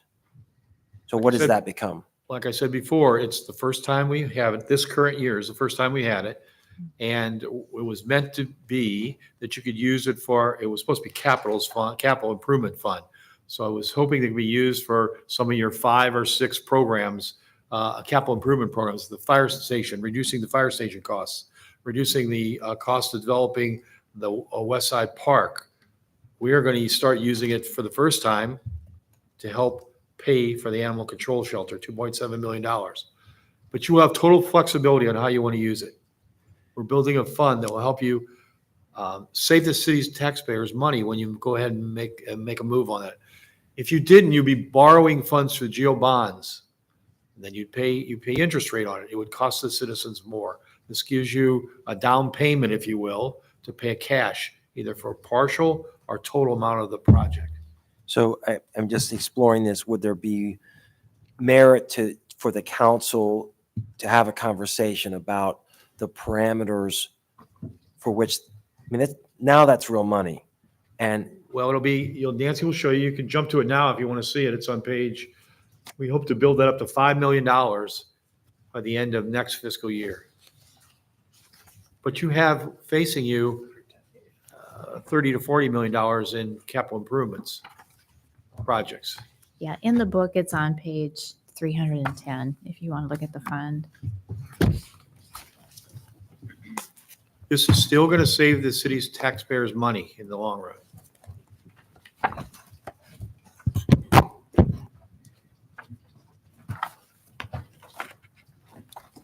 I mean, the less parameters you put on it, the more flexibility you have. Call capital improvements. What do you call capital? It's called Council Priorities Capital Fund. Yeah, now included in that is money for sustainability too, right? How much do we put away for sustainability? We have $1 million. $1 million for sustainability. sustainability. Yep.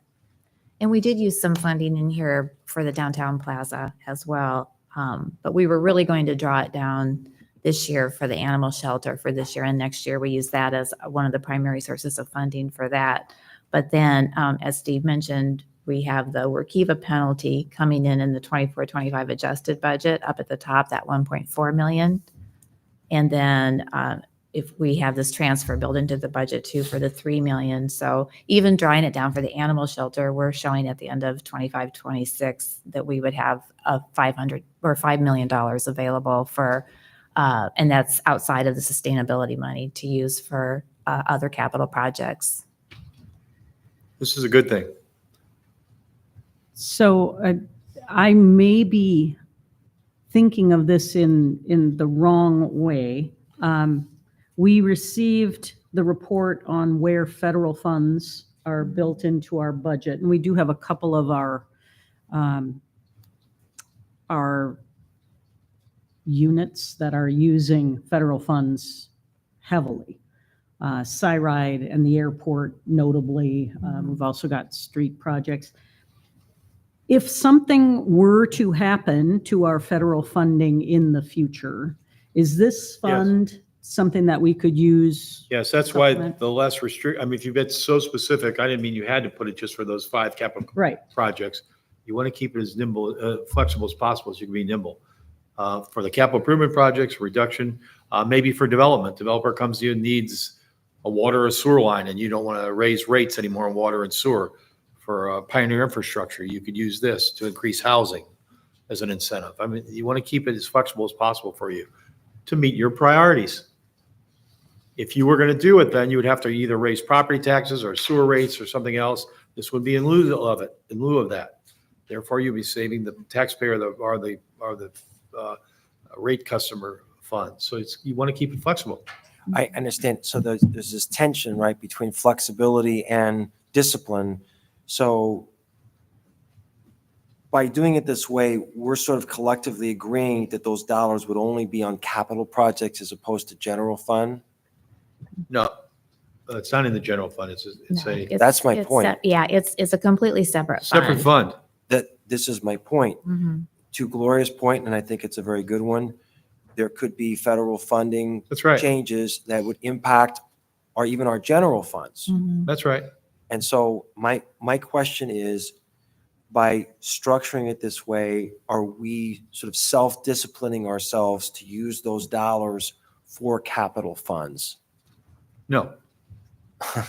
The discipline is in you. Any project that gets approved will have to be voted on by the council as a council policy. But it's within the parameters of capital. It's just what it's called. It's just what Just it's called. called. But it can be You think it's used one-time anywhere. funds versus operations? Is that what you're That's saying? right. Yeah, I think I thought it would be, go ahead. we put it in here when, I think the first time we had kind of substantial amount of general fund balance at the end of a year that we weren't really sure kind of, where to park. So it would be flexible and city council could use it at their discretion. So we called it the council priorities capital fund, but sustainability doesn't necessarily have to be a capital project. That could be a grant I think we're going to use some of it for Or a even grant grants. program. So it doesn't necessarily have to be capital. I think that you could determine, like we have with other capital project funds, like bond funds, if we needed to transfer money out of here to support, the parking fund, for example, I think you have the flexibility to do that. It's in this fund so that it's at the discretion of how you want to use it. So maybe you want to rework the name. I always saw it as one time, not ongoing operations. But if capital, because if the federal government goes away, you can't use this fund for perpetual funding of an operations. You can bolster it for 1 year or so, you know what I mean? Right. So maybe that's the distinction, whether it can be, over a shorter period of time, but not ongoing operations. And this isn't the setting Well, to have that good kind of discussion. It's good conversation. expectation. But my proposal is that there would be some constraints placed on councils, that it would be at least be used primarily for capital expenses. So this is sort of in essence, a rainy day account Mhm. for capital improvements. Right. Am I saying that correctly? Mhm. But as a council, we've never had this conversation. And so at some point, it'd be helpful just to provide some guidance, because this is new. I think it would come in the form of a policy for use. Yeah. That would be how, there is no statutory limitation on what it can be used for. So you would have to, approve of a policy and set the terms and conditions that the funding would be used for. But I mean, right now, that doesn't exist, so. So I'm just going to run with this while we're talking about it. I propose that we have an agenda item and there's nothing urgent about this, but a future agenda where the council would consider a policy for the use of the council priorities capital fund. I just want to talk about it and have a agreed upon policy. Is there a second? I'll second. I- Go ahead. Given that a council could at any point change that policy anyway, what would a policy get at that just a discussion about the priorities wouldn't get at? Yeah, it's a great question. So I think it's helpful from a planning perspective, if you have guidelines for how certain budgeting practices are done. It guides staff. And there may be a legitimate reason. Say there was some kind of emergency, I certainly would not want to lock this and throw away the key. I think that's not good governance either. So there's this balance between providing direction for staff and council for how substantial monies are going to be used. I think that's a good principle, but I think it's fair, but I want to make that council have that conversation to change it. I think there should be a deliberativeness to this as opposed to on a annual basis. What do you feel like doing this year? Sure. No, we have some general direction that will continue. And because we think about this in terms of long-term budgeting, that's the other sort of benefit to having a policy like that. Okay, thank you. Amber, do you have a comment? No, I was just gonna basically say something similar to Bronwyn. If the intent is for it to be as flexible as possible, I'm having a hard time wrapping my brain around how you could develop a specific policy with the goal of remaining flexible. That's what we do. We could say that the priority should be for capital investments. And so as the staff goes about its work of budgeting, that's the direction we would give them. It seems like that it would be, I guess I look at this and I think, how would I know what my priority is going to be from one year to another, or even 1 month to another, in the kind of shifting monetary climate we have right now? And it feels like having a policy kind of locks things down in ways that I couldn't anticipate a month. Well, and we've never had a policy with the council discretionary fund. Yeah. So, but that fund is much smaller. Think of it like this for a family. You could have a savings account that's set aside that you would have certain goals for that money. And there's some flexibility that if the future has different direction for it, you could change it. But there's value from a planning perspective, and that's even more pronounced for a government that does multi-year budgeting. Okay, motion's made, it was seconded, we got a lot of stuff to cover yet. If this is a conversation we want to have, vote yes.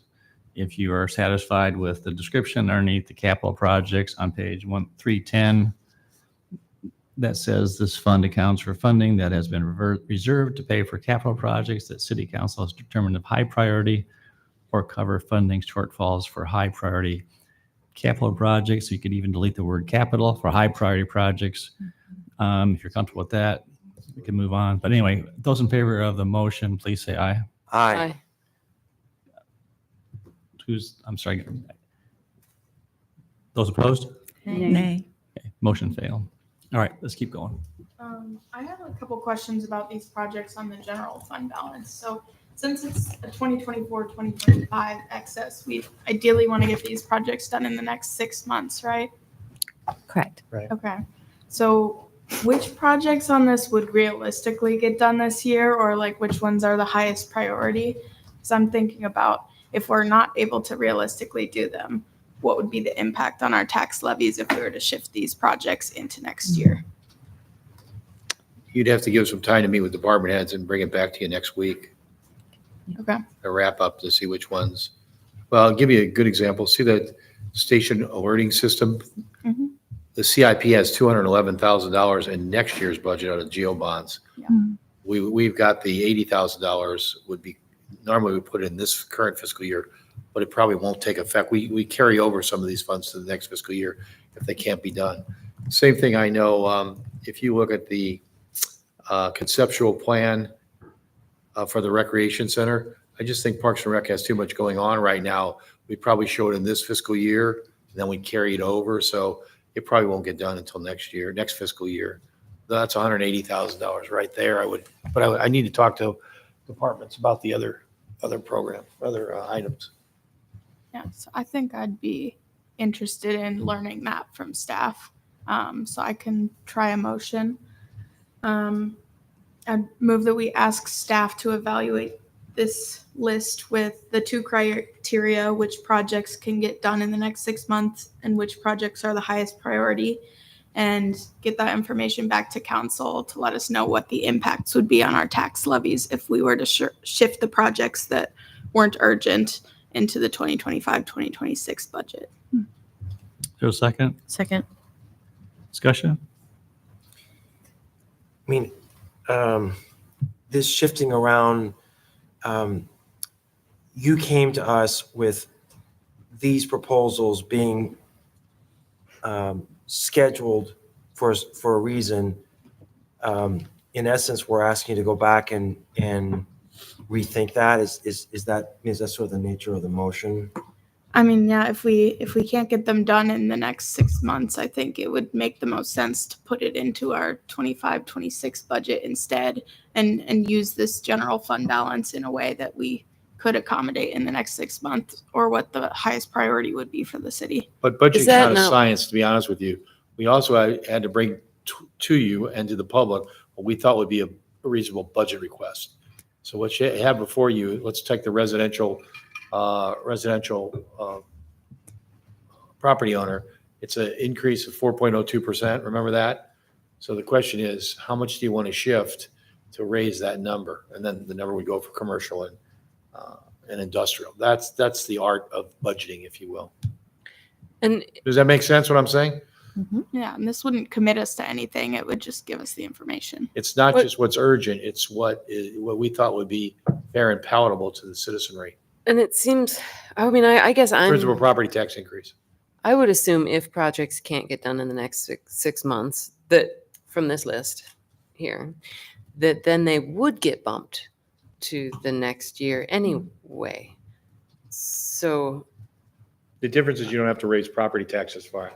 right, but the biggest line item here by far is that transfer to the council priorities fund. So if we want to affect the number we're withdrawing here, that would be the target, not necessarily nitpicking at the 80,000 and the 10,000 and the, so I hate to make the department heads go to a lot of extra work if really it's that 3 million that makes a difference here. And so I don't know that I'm in favor of having the department heads do a lot of work if you want to affect the number, I think that 3 million is where you do it. And so that, I think, while I get where you're going with the motion, I think I won't support it just because we could make the difference out of that 3 million.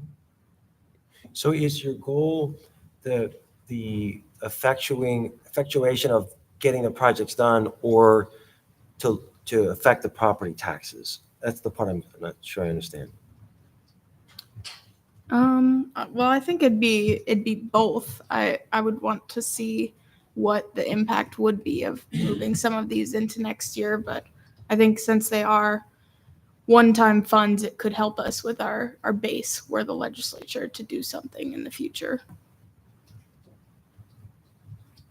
So what is the impact? And that's not the way I should phrase this.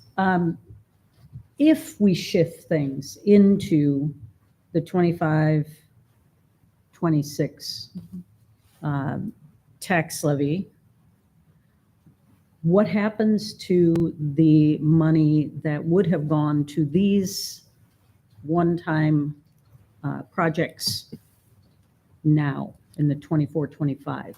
We would just stay in the general fund balance. And is there a downside to doing that? To increasing our fund balance? No. I mean, we're at our minimum fund balance, you'll see on the fund page. So we would just be above what our self-imposed minimum fund balance would be. And is there a benefit to having that increased fund balance? I think we feel we have a healthy one, do we not? Yeah, I mean, I would say a good analogy. The more you have in reserves, it's always the better, may help our rating. That dollar amount probably wouldn't significantly affect anything that would have an impact on our Moody's rating. It would have to be a much more significant number than that. You just carried as unallocated Yeah, in a general fund. yeah. All right. Everyone understand the motion? Those in favor say aye. Aye. Any opposed? Nay. Was there just, Aye. were you an aye or no? I was an aye, sorry. Okay, so- I was slow. Aye. We got 4-2. Gloria's an aye. Mhm. Anthony, Amber, and Tim.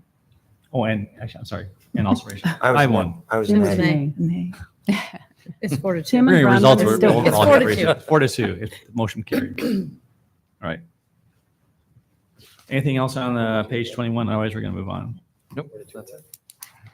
We will get the information. Yeah.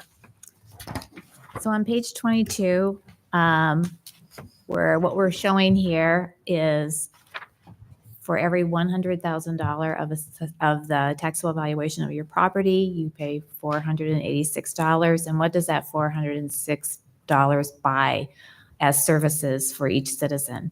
And it kind of goes in order from the biggest use of the funding down to the smallest, but you can see the largest component is for streets and traffic at $123 out of that 486. That's almost a quarter of it.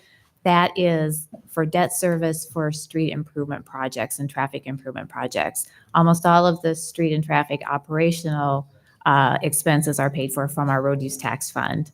And then after that, by far the largest use of our general levy would be for law enforcement and fire protection, library services, parks and recreation. And then you can see it kind of goes down after that. The transit portion is the transit levy, that the support that they get through that. The resource recovery is an enterprise fund, so they have a lot of their own revenue. This is the per capita that Ames pays to the resource recovery, just like the other communities do to support that facility. And that's our portion of it is paid for through the general levy. Does anybody have any questions about any of this? This is a super important chart. Maybe I messaged you, Corey, on this, the idea of having some kind of dashboard that communicates to the public where their tax dollars are going, because I don't think they know. And in this environment, I think we are highly incentivized to communicate where your tax dollars are going, because it's easier to make a claim that cities are mismanaging property taxes if the people don't know where they're going. So I don't know if you have some examples of how other cities are communicating, but I would love to see something very close to the front page of our website where people can see this is where your tax dollars are going. And if the legislature forced us to make cuts, these are real things, real services Right. that we won't be able to provide. I think some cities got like a dollar bill, Mm-hmm. and then they have graphically, they just. Oh, that's great. Dollar bands, and just shows so much of your, each dollar of your tax dollar goes to streets and traffic, law enforcement, essentially. So it's the same kind of a concept. Oh, I love it. Where it The goes. graphic would be better. So do we need a motion to this? Do you think you can do that just with the authority you have? I think we have some outreach things that we'll probably be working on. I mean, just in relation to the property taxpayer statements, and I think we can just add that to kind of the list of the things we need to work on getting out to our residents. Thank you. Okay. Can I just ask? Sure. The other night at our meeting, we had a number of volunteers from the animal shelter here, and one of them pointed out that the biggest response on the resident satisfaction survey where people were calling for more taxes to be used for the animal shelter. Is this the set of numbers that we should be thinking about, that Yeah. those folks maybe want to see us using more than $7 out Right. of our taxes? And kind of the interesting thing is you can see that animal control did move up a little bit this year in comparison. And I think you'll see that when you see their operating budget come through, that because of, especially because of increasing those positions, that their budget is up more than, by a higher percentage than a lot of the other departments are this year, because we felt that they needed additional funding. So I guess I hadn't in the past thought about that resident satisfaction survey question and this particular data set Right. that we have in front of us. Any other questions? Okay, Page 23. Page 23 is just showing some miscellaneous historic budget information. We provide this every year. It goes back, I think, 20 years, a little over 20 years, and just shows kind of the history of the number of FTEs we've had in the city, what the levy rate has been, valuation increases, and the changes in the rollbacks. So just kind of some interesting information for how things have changed over time.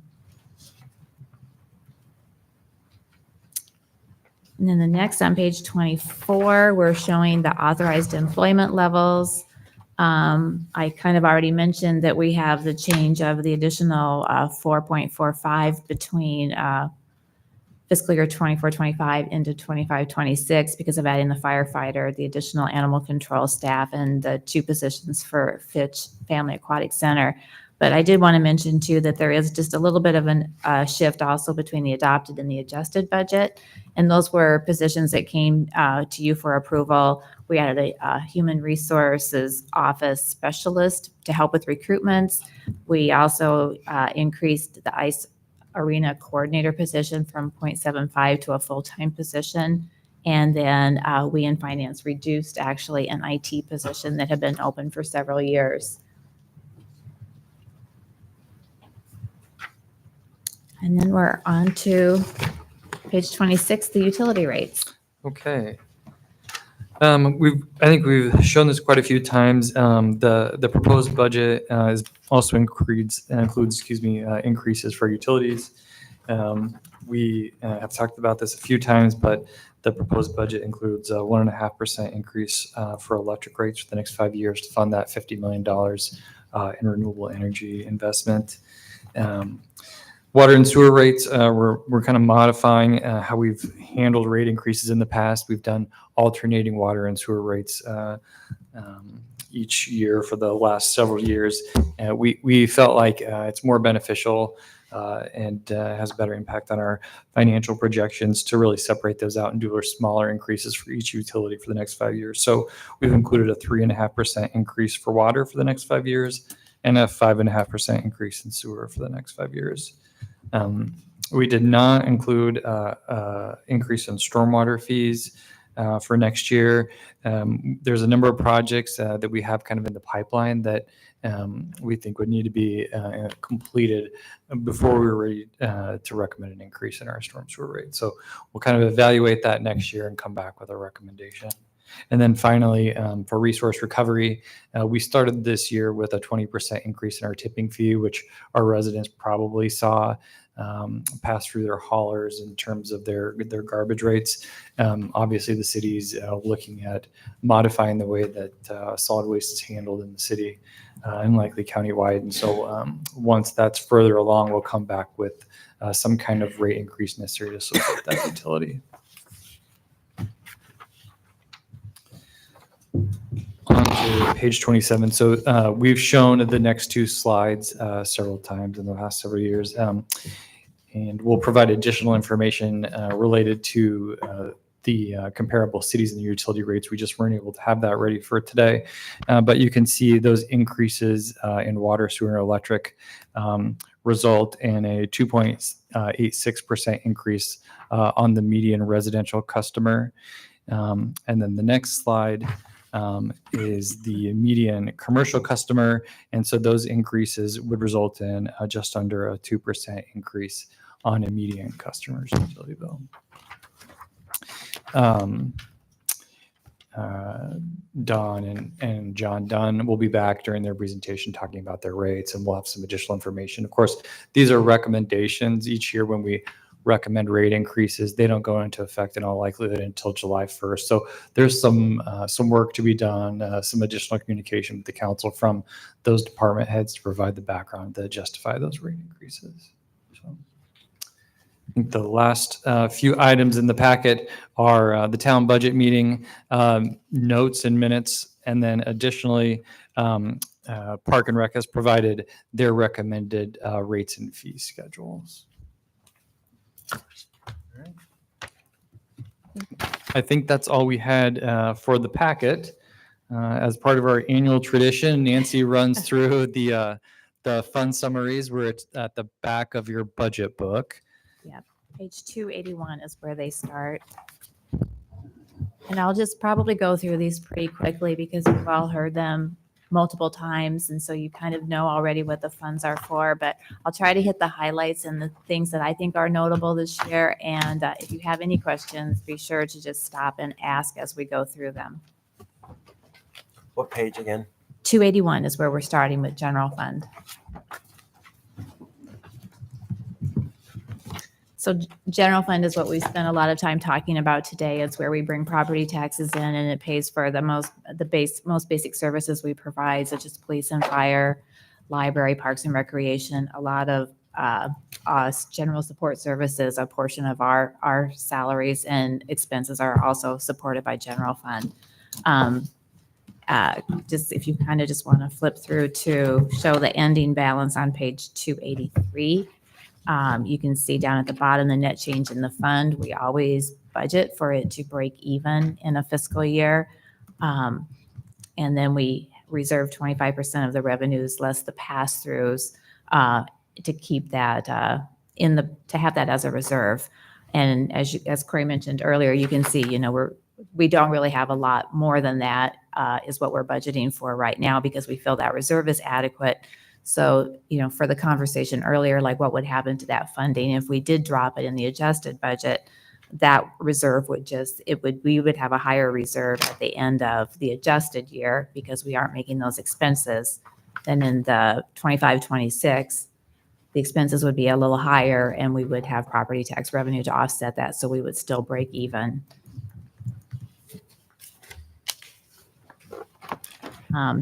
Then we have a lot of special revenue funds. These are funds that are restricted in their purpose and they can only be used for specific things.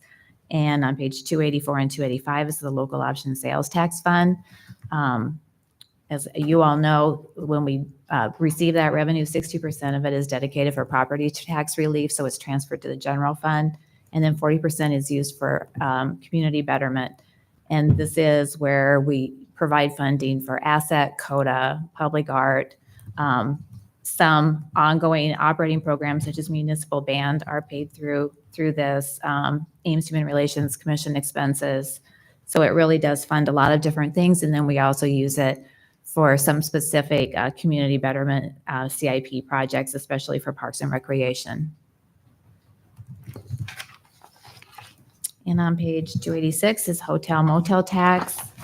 We bring this tax in, and out of the 7 cents we collect, 5 cents is provided to the Ames Convention and Visitors Bureau. Of the remainder, part of it is split so that as a replacement for the local option sales tax and goes to the general fund, and the rest remains in this fund and is used for economic development activities. And on page 287 is road use tax.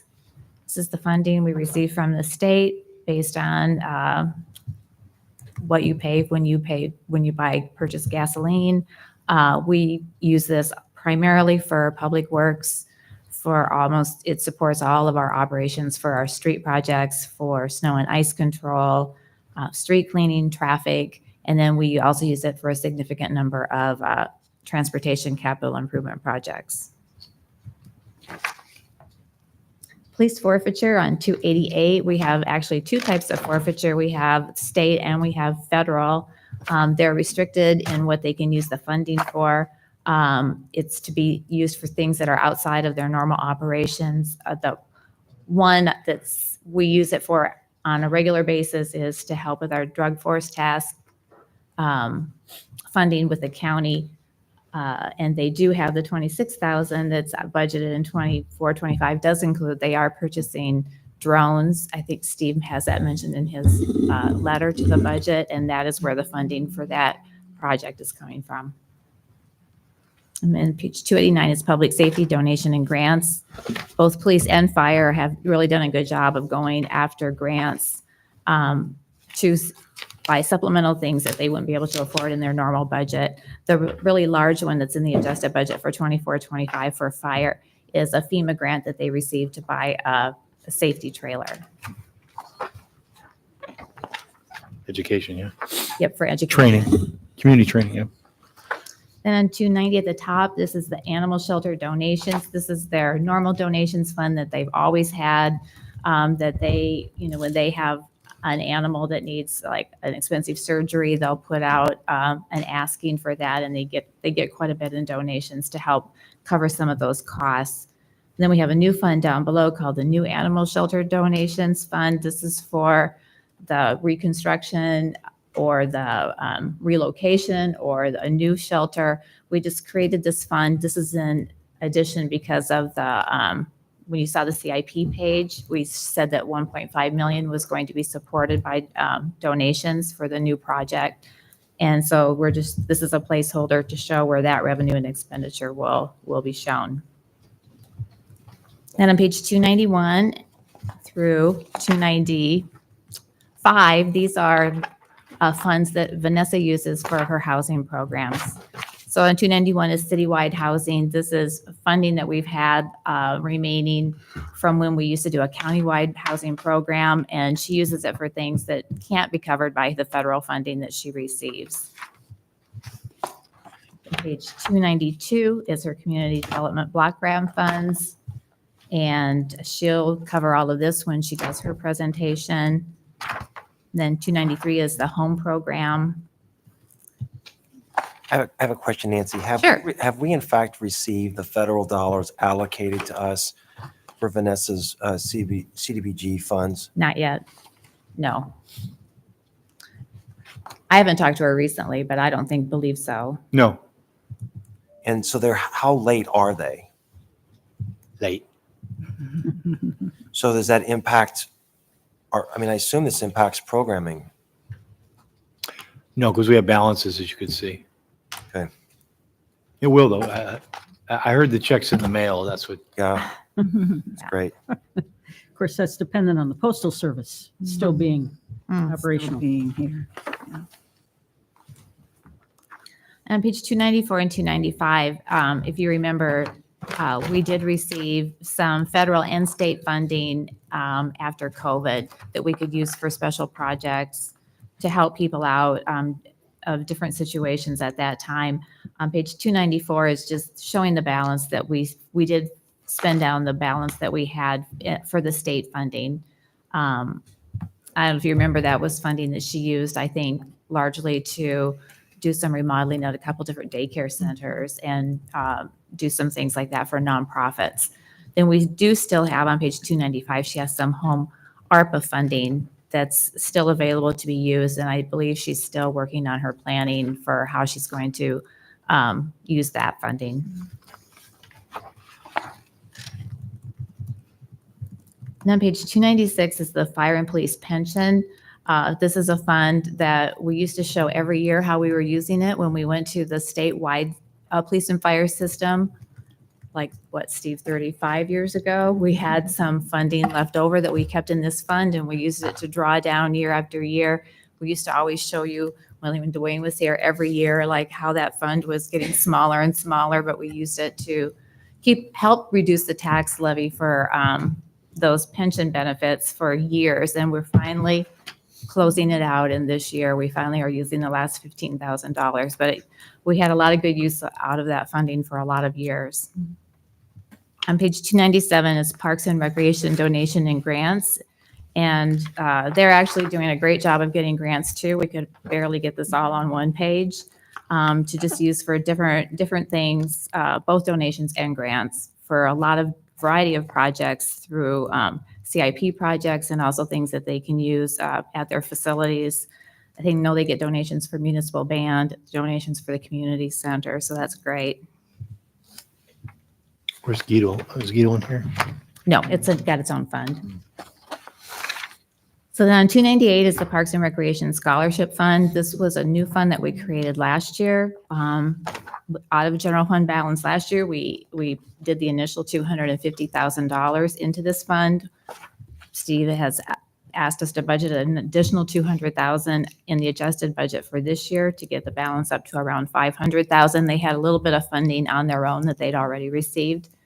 They haven't programmed any expenses into this yet. I think they still are interested in going out and trying to get matching funding from, donations and things, because they'd like to be able to function off the interest that they receive on this funding instead of using the principal.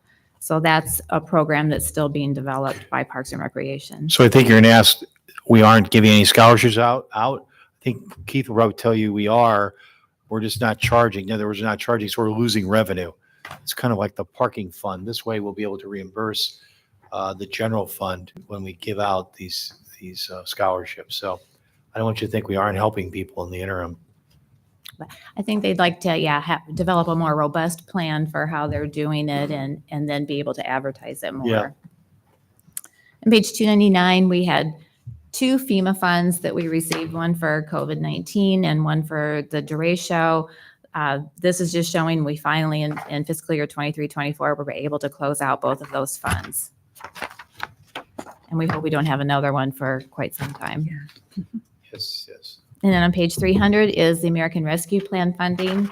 One of the things Keith mentioned when he did his CIP presentation on Fitch was that, as it came in at a lower cost.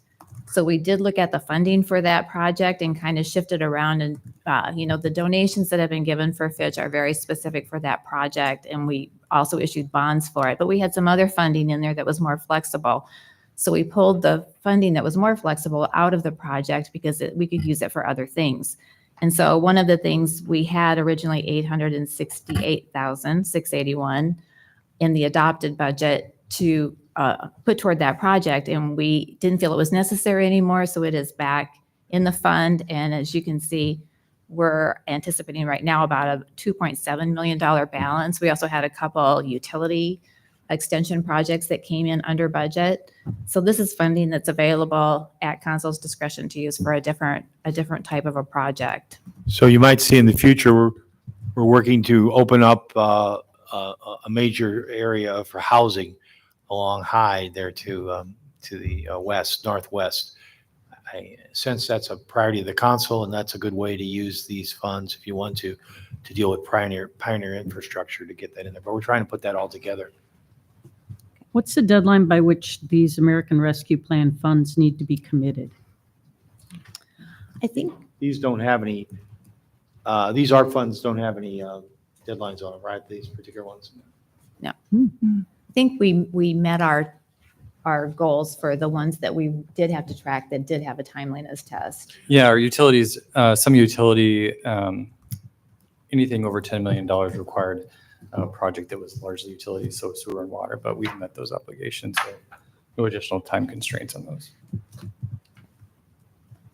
And on page 301, library donations and grants, they have various donation sources, but by far their largest is the Library Friends Foundation. And you can see how much they're contributing each year.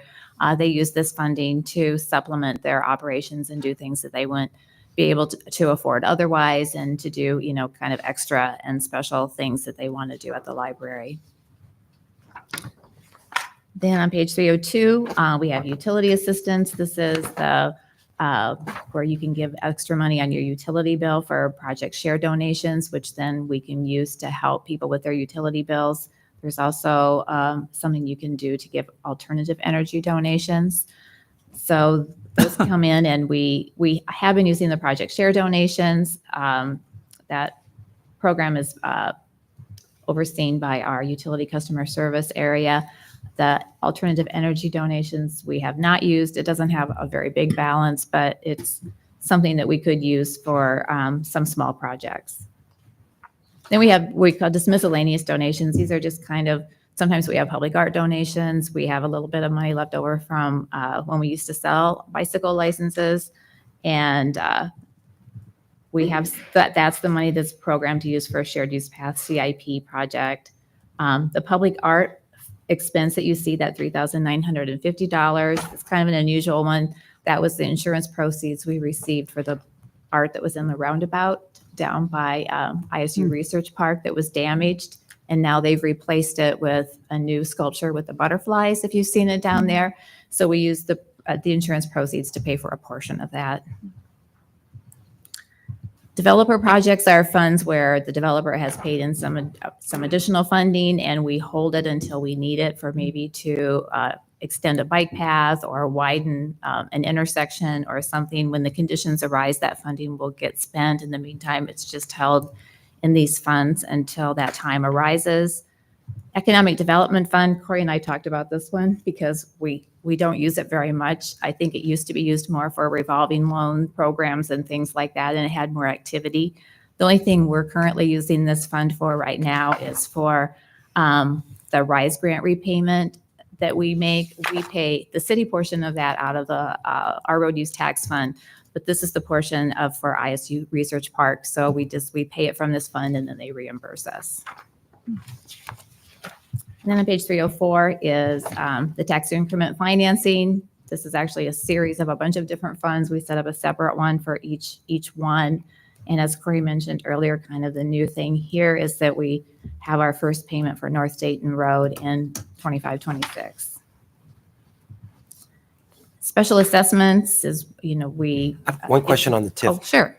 So would there be merit in, again, having some kind of footnote that shows the length of time that TIF is in place? Because this is only showing sort of a snapshot. Would there be merit? I think that might be helpful from a planning perspective. I have no idea how long some of these TIFs are scheduled for. Yeah, so all of these have annual appropriations. So in November, when you're authorizing us to pay these TIFs, we do give quite a bit more narrative about each individual fund. We could probably say, it's payment 2 of the 20, or it's not 20 because I think we only go out 10 in a lot of them, but we could put some context to it. But really the details come in that authorization in November. So You can, this is just optional, just from the standpoint of clarity. It may be that this is sufficient information for what we're using it for, but I just don't think, I don't even know what these are, these different lengths of times left, the time left on these various TIF programs. So that could be something that could easily be shown, just food for thought. Okay. that's a good suggestion. I was just looking to see what we noted on our economic development page in the budget. That it would seem to me like on page 209 we have economic development. What page? If we were 209, excuse me, that may be a more applicable place to put some of that information. We could expand on that and provide the history there. Oh, yeah. No, that would be a good Okay. place. Yep. Thanks for that. Okay, page 305 is special assessments. This is where we're making the debt service payments on projects that have special assessments to support that debt service. So it always has a big negative balance. And then as we collect the property taxes over time, the balance in theory should come back to zero. As you can see, it is getting better. I believe we only have 2 assessments maybe still outstanding. That's not funding a mechanism that we've used for quite some time. And then on page 306 is the street construction fund, and this is where we program any kind of outside funding for traffic, shared use path, and street projects. So a large portion of this funding is MPO grant funding and grant funding, but we also do sometimes have funding from Iowa State University, for example, if they share in the cost of a signal, or Story County sometimes.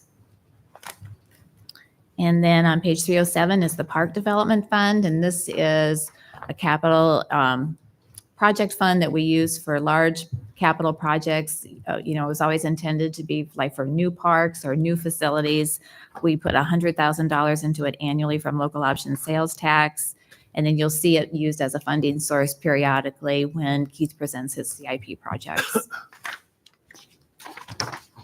And on page 308 is the Winokur Donation Fund. This is another one that we had originally programmed to use for the Fitch Family Indoor Aquatic Center. So you can see when we adopted it in 24-25, we were anticipating that the balance would be down to $130,000 at the end of this year. But because of the lower cost of the project, this was one that could be more flexible. So we pulled the funding out of that project.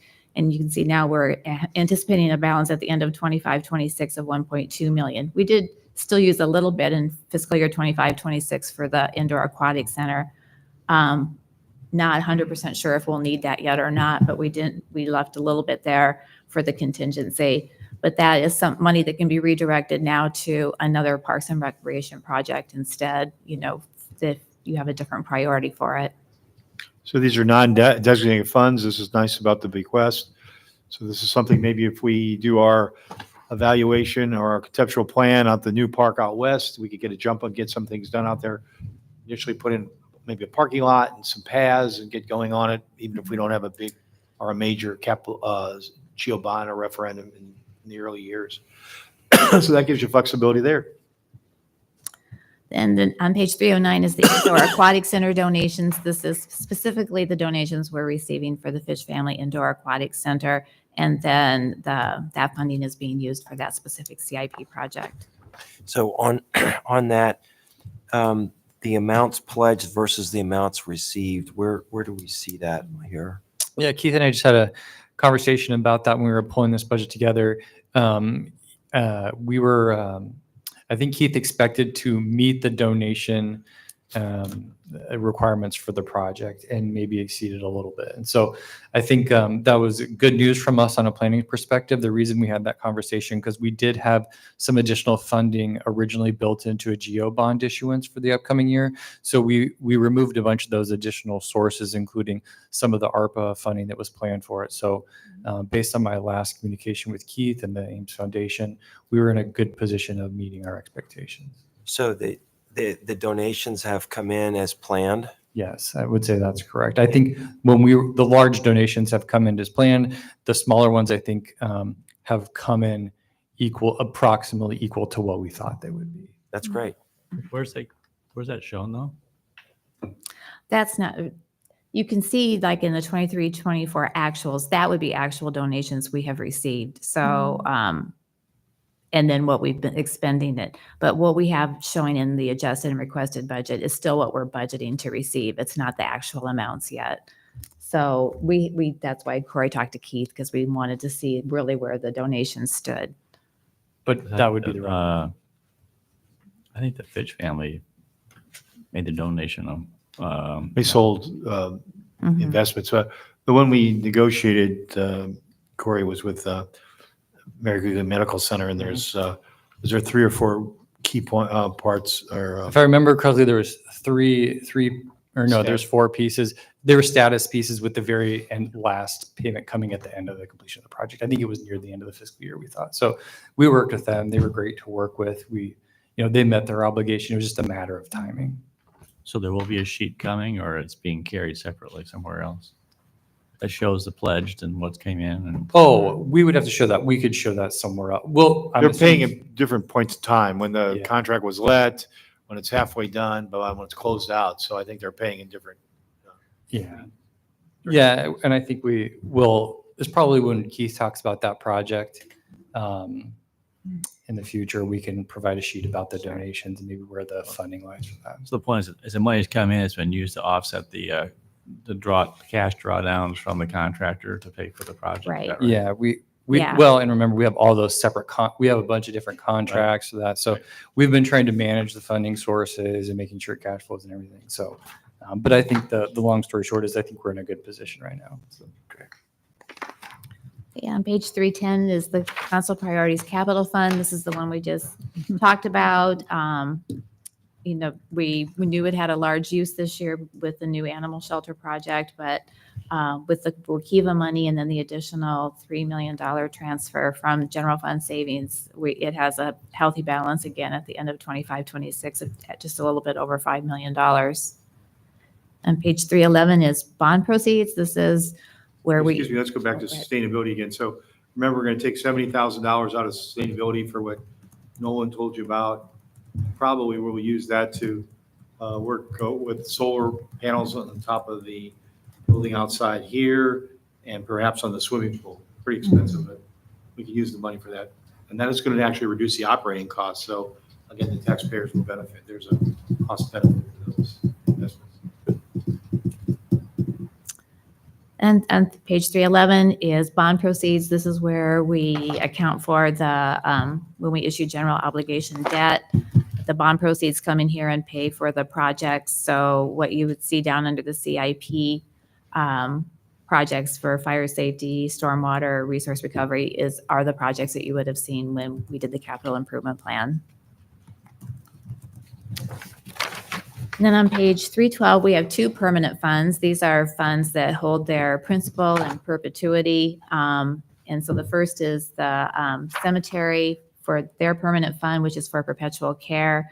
Every time you buy a cemetery plot, a portion of it goes into this fund and it's held in perpetuity in case the city would ever dissolve. There would be funding to help care for that cemetery ongoing. We can't use this funding, so you never see expenses budgeted here, but the interest that we earn on this money, we are able to take into the general fund and use it for cemetery operations. And the other permanent fund we have is the Donald and Ruth Furman Aquatic Center Trust. They very kindly gave us this money to use for operations in the future. $1 million of it is held in trust and will not be spent, but we can use the interest. And I think the $16,000 that's programmed in 24-25 is to purchase, I can't think of the cute name of it that Parks and Rec gave us, but it's the inflatable Whibbit. Yeah, it's an inflatable obstacle course that they can float into the pool. On page 313 is airport operations. Now we're starting our enterprise funds. These are the funds that operate more as a business. They have their own revenues and expenses. If they have a profit, they hold that money in their own fund. And so airport operations, our goal here is just for it to break even. It kind of has two components. It has the airport farm, and we have revenues and expenses for the farm, and the difference in that is always transferred to the airport improvement fund. We use it as our local match for any federal grants that we receive. The other part of it is operations. We have charges for services that we receive from out of the airport for fuel and for land leases.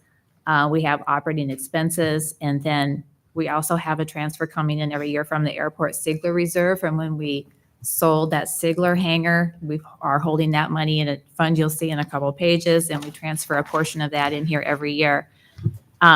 We do pay debt service from the terminal building, and if we don't have enough in our operations to cover it, which we don't normally, Iowa State makes up the difference, and that's that revenue line where it says Iowa State University. Then 314 is airport improvements. These are the capital improvements for the airport fund. This is where we bring in the transfer that comes in from airport operations is that farm profit that we can use as our local match, but by far the largest funding source in this fund are federal and state grants for airport capital projects. And then 315 is that airport Sigler Reserve that I told you about. When we sold this, we're holding this money in its own fund, and we're transferring an amount equal to what their lease payments would have been into operations to help offset the airport operations and keep them level for that fund. Then we're moving into our larger utility funds, and they all kind of have a similar structure. Page 316 and 317 is the water utility fund. This is where all of the operations for the water utility and any CIP projects that are paid for from water utility funds are shown. Okay, I just had a quick question on the airport operations. Sure. Expenses, operations, airport operations. Can you just refresh my memory? What are we paying for the operations? Does that go to the FBO? We pay the FBO. I think there's others, just some maintenance and equipment things that we're responsible for. A portion of Damien's salary is paid here for overseeing the program. Thank you. Okay, so water utility and sewer utility, and John will talk more about the water utility when he does his presentations. On page 318, then we have the water construction fund. Those are for capital improvement projects that are funded using SRF funding. So we keep them segregated so that we can track the funding and the expenses for that. And then the water sinking fund is the fund that we use to pay the debt service for those SRF loans. And then similarly on page 319 through 320 is the sewer utility. The main fund is used for all of the operations of the sewer utility, which includes both Public Works and WPC. And then also some of the CIP projects that are funded using that funding source.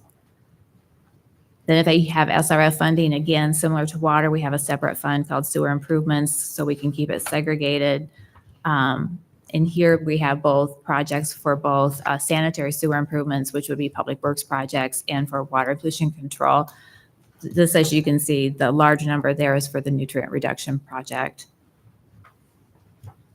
And then the sewer sinking fund, similar to water, is used to pay the debt service on those SRF loans. Real quickly, I know we're running short on time. Why do we call water sinking and sewer sinking, why do we call those sinking funds? Because my understanding of a sinking fund is basically we're setting aside funds for future capital projects, but this isn't for that. This is for paying, we're doing debt service with this. I think in government accounting, this is what they're required to be called. Yeah, I think that's what GFOA requires them to be called. And I think also our agreement with the SRF program requires us to hold, I think it's actually titled the sinking fund. And so this is just our way to show that we're complying with that requirement. Yeah, and I have no problem with doing that. It's just the question is just what we call it, because I think that communicates something. Well, that's what they're saying, though, is that it's It required. has to, yeah, that's, But it's, in government accounting, that is what a sinking fund would be, we transfer funding into it to hold it there to pay the debt service. okay. Whether we agree with it or not, that's Yeah. what they're We- saying. That's what they use. That's how they term it, right? That's how Yeah. they, yeah. We actually make monthly payments into that fund, or monthly transfers. And then each time that there's a debt payment, usually in December or June, we make a payment out of that fund. So it's really, like I said, it's to ensure that we're in compliance with our loan agreement. A lot of what Steve does in terms of setting aside dollars for future, like a bus or fire equipment, that's what I would think of as a traditional sinking fund, is that we're setting aside dollars for future capital expenditures. So that was the source of my question. Thanks. It's funny you use sinking for water mains. And Yeah, yeah. sewer mains. Yeah, Yeah. there is that. Then on page 322, 323 is our electric utility. And it's structured similarly to the water and sewer funds. We have the operational fund, which covers the cost of all the operations, as well as most of the CIP projects. Kind of a difference this year is, for the first time in quite some time, we actually have bond proceeds. And we're showing them actually in this fund for now, but I'm imagining when we do this next year and we've actually issued the bonds, we'll probably have an electric improvements fund too, similar to what we had for water and sewer, because we'll probably keep those funds segregated to track them. So there's been some conversation about, different power generation. Mm-hmm. And there's almost $20 million in unreserved fund balance. What is the thought in terms of how that might be used? Well, remember, I just want to point out, if you look, people get alarmed sometimes. You look at our utilities. Electric's a good example on page 323, bottom left-hand corner. You'll see net change in the fund. You'll see it's a negative $3.3 million. They'll say, hey, you're deficit financing. This is a planned deficit financing. You might see it in water, sewer, electric. We look at a long-range plan, probably 5 to 10 years on our capital improvements plan. We raise our rates, all right, to cover the cost that we'll be able to pay either debt service or by cash for all those the items of the capital improvements plan. So we will go deficit here. There is a difference in the general fund, though. When our bond people look at it, or our bond analysts look at it, they want to see revenue equal expenditures. So you have to generate enough property tax to cover your expenditures for that year. They don't like to see deficit financing. So this is not alarming to us. We planned this out. Remember, we hope that we planned this out to take care of all of our capital improvements, plus this increase in energy. Remember that energy with those new machines that'll sit at the coal yard? The thought being we will have savings when we move off of burning RDF, burning less gas. We will take that savings from burning gas and we'll be able to apply that to a debt service on those new machinery that will generate it. But you have all these other capital improvements you have to take care of too. So we've thought it out. It's a combined strategy on that. So it actually is the unreserved fund balance is actually, Going to be drawn down. Yep. Yep, we got a plan to draw it down. Then on 324, similar to the water and sewer utilities, electric also has a sinking fund to pay the debt service. This will be used for the electric revenue bonds as well when we issue those this year. And then on page 325 is the SunSmart Community Solar Fund. This is the fund that we use to pay for the solar energy that's produced at the solar farm. We do buy some of that energy from ourselves. As you can see, the transfer from the electric utility fund to pay for a portion of it. Iowa State pays for a portion of it. And then we are still selling some power packs too. Could you remind us where we are on those?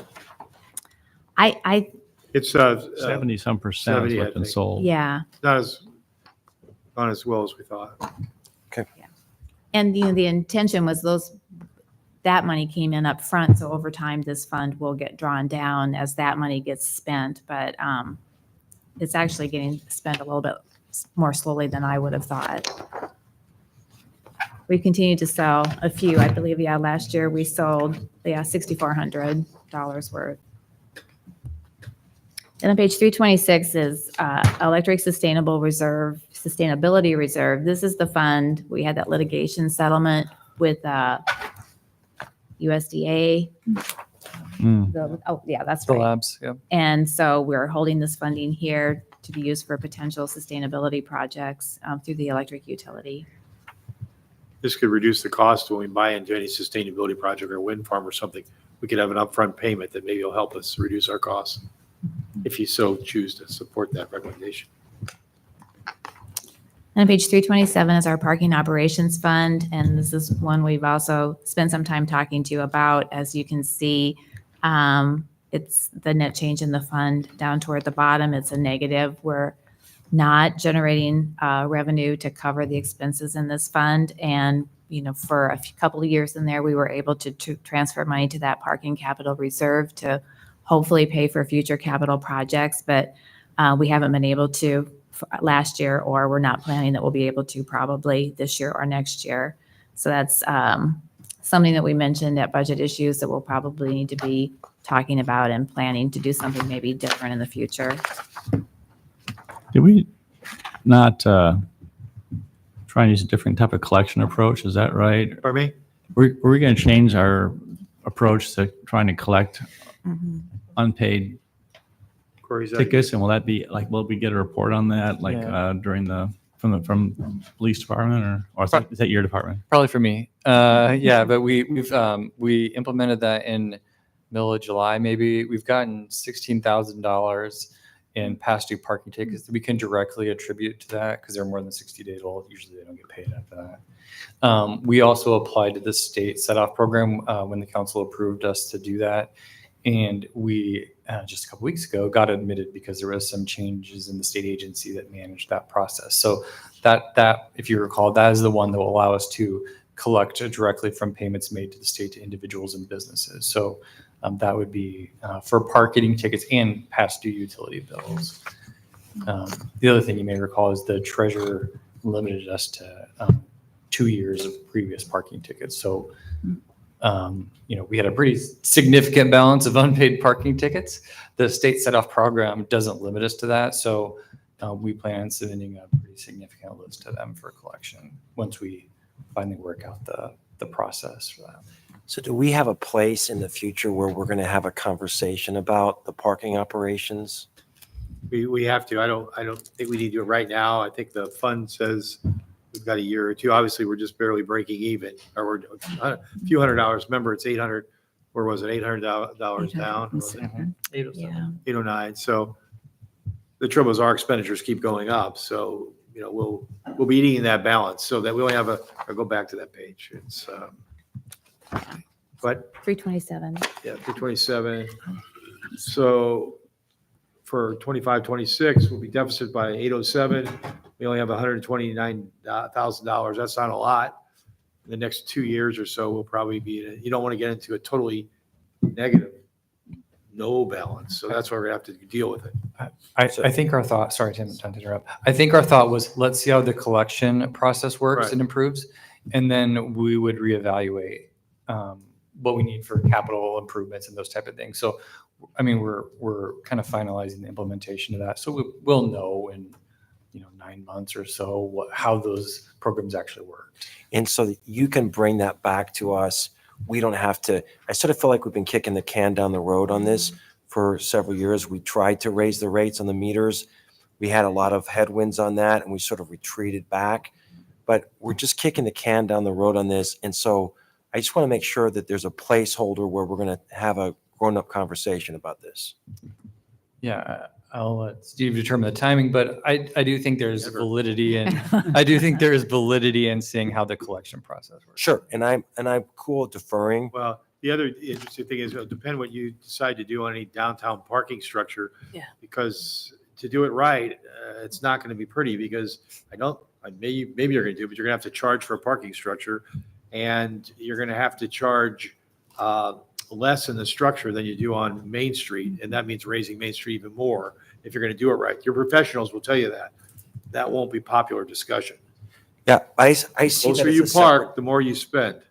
So can we just Structured sort of parking. leave things, and I agree with you, can we just sort of leave things that at some point the staff will initiate, bring this back to council rather than us? I don't feel a need to set a date on this as long as I know that at some point you'll bring this back to us. Yeah, absolutely. We're kind of interested in it too, so. Yeah, thanks. Yeah, it would just seem that it's been a few years since we raised the on-street parking. I think the backlash was because it went from a quarter to a buck. Just turn it up. Mhm. Maybe it's time to talk about, do you go up another quarter and then you just do it gradually and just explain to people that this is what's going on and what we're trying to accomplish. And if we have this, you'll be seeing a guiding vision for downtown in a few weeks at the work session. And so I think that's part and parcel of that is how can we go ahead and work together towards a certain goals and objectives. So Thanks. Okay, on page 328 is the parking capital reserve. This is where we were transferring the additional funds we had in the parking operations fund for a number of years and has built up this almost $1.3 million balance. So it is available and is earning interest, but as we've all talked about, that wouldn't really go a long way toward a huge, parking capital project. The capital we have to do is reconstruction, if anything, not just overlays. It's very expensive and certainly won't pay for a new parking garage. You'll have to issue bonds for that. And page 329 is the transit operating fund for all of their services. And this is one of the ones, as we mentioned, that does have a lot of federal funding, as you can see from the top line of their revenue sources. And you can also see that the partners are all putting in the same increase, ISU administration, the state student fees, and then down below that you can see the transfer from the general fund for the transit levy, and they're all 2.5% higher compared to last year. So Iowa State and the students and administration have agreed to an increase this year. I believe so. No. What, next year, you mean? I think it's next. You mean for next year? Well, it's 25, 26. Yeah. I don't know. Is the fees committee met? I don't think we're raising student fees, but our enrollment is higher, so that's why we don't have to raise student fees because we'll have more. Oh, thank you. So the point is they're amenable to providing an additional 2.5%. How they go about doing it is up to them. Right, And same for administration. right. On page 330 is the Transit Student Government Trust, which is where if we do collect additional fees through the student fees, we hold it here and then we can use it to offset. If they have a year where they don't collect enough in student fees, we can transfer it back to help cover operations that affect them or for maybe specific requests they have. I know we've used it in other years, maybe to fund an additional route or something that is requested by the students. On page 331 is the Transit Capital Reserve. This is where Barb pays for her capital projects, facility improvements and new vehicles for the most part. Matches, yeah.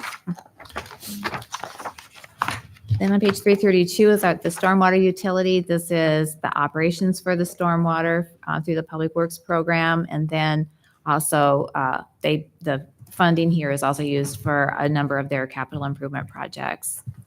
And then on page 333 is stormwater improvements. If they have federal funding, we typically break it out into a separate fund to make it easier to track. Page 334 is the Ames ISU Ice Arena. This is their operating fund. So you can see all of their different revenue sources listed there. And the fund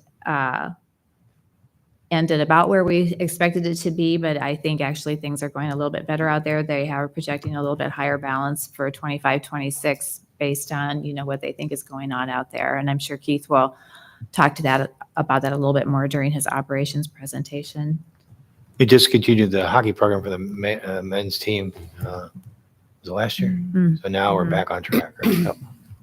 Then page 335 is Ice Arena Capital Reserve. This is where we pay in $40,000 a year and Iowa State matches that, and we can use that funding for capital improvements at the Ice Arena. Page 336 is Homewood Golf Course, which continues to be a very successful fund. During COVID, it really came on strong and has continued to do very well. You can see in fiscal year 24-25, we're actually using some Homewood fund balance for a capital improvement project. I think that's the first time I've ever seen that. They're helping to cover, I think that it's the engineering costs for the bridge replacement that they're doing out there. And then 337 is resource recovery, which is, in a great state of change right now, but it's, I think, a maintenance budget to just maintain the operations as they currently are, as they undergo all of the changes that they're looking at for that utility.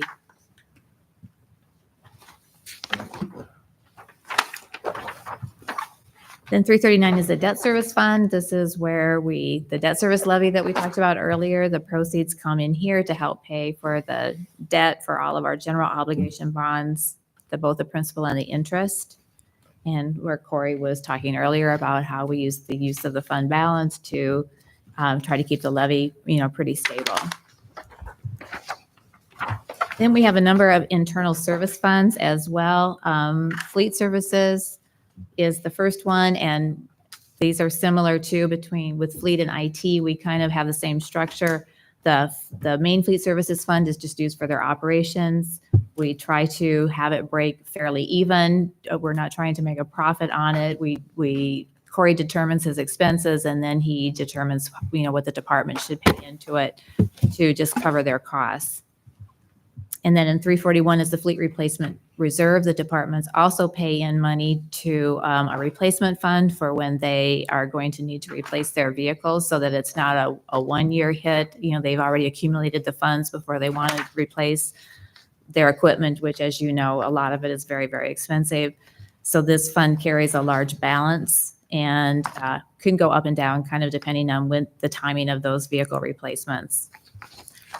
And then on page 342 is the fleet services reserve, the interest that's earned on those large contributions from the other departments. We put into this fund, and then Corey uses it for improvements that benefit the whole department or the whole city. So he'll do like new lifts for the shop. He's also been using it to help supplement some of their replacement funds so that maybe they can upgrade to electrical or hybrid vehicles if they don't have quite enough funding. Then on page 343 is information technology. This is similar. We just try to have the fund break even. IT determines their costs, and we allocate it out to all of the departments based on their usage of the system. And we project that it breaks even. And then at the end of the year, if it doesn't quite break even, the additional funding that we get, we transfer to a reserve fund for them as well. On page 344 is technology replacement reserve, similar to fleet. The departments pay in funding and to a reserve that they have available then if they need to replace computers or software or printers. And we hold that, and the interest that's earned on that is similarly to fleet, is in the page 345, the technology reserve fund. And then that funding there is used to make improvements in IT that benefit the whole city. And so we don't have to raise the rates that we're charging each department. So those are like network improvements and things like that. The phone, we're looking now at new phone systems that would come out of this fund. On page 346 is the shared communication system. You might have heard police refer to it as MAPS-G. That's the shared communication system we have with Iowa State, Story County, the E911. You can see some smaller communities are sharing in that now too as well. So IT manages that and has the expenditures for that system, and then they bill all of the participating agencies for their share of the system. And on page 347 and 348, we have two that we've shown as internal services for quite some time, but this is the last year. You'll see them here. One is printing services. We did some restructuring. That position has been rolled into a Susan's communications team now. And so we moved it to general fund. So it's no longer its own fund like it was in the past. So you'll see, I believe, that as part of Susan's budget presentation this year. And then messenger services, we still have the service. We just don't have it as a separate fund. It was so small. We rolled it in with the general fund, and it's part of the purchasing department in finance. So Corey will probably mention it during his presentation next week. On page 349 is the risk management fund. This is all of our property insurance and liability insurance for the city. Kind of one of the most interesting things on this one, if you look down, you can see that we actually had a substantial reduction in property insurance.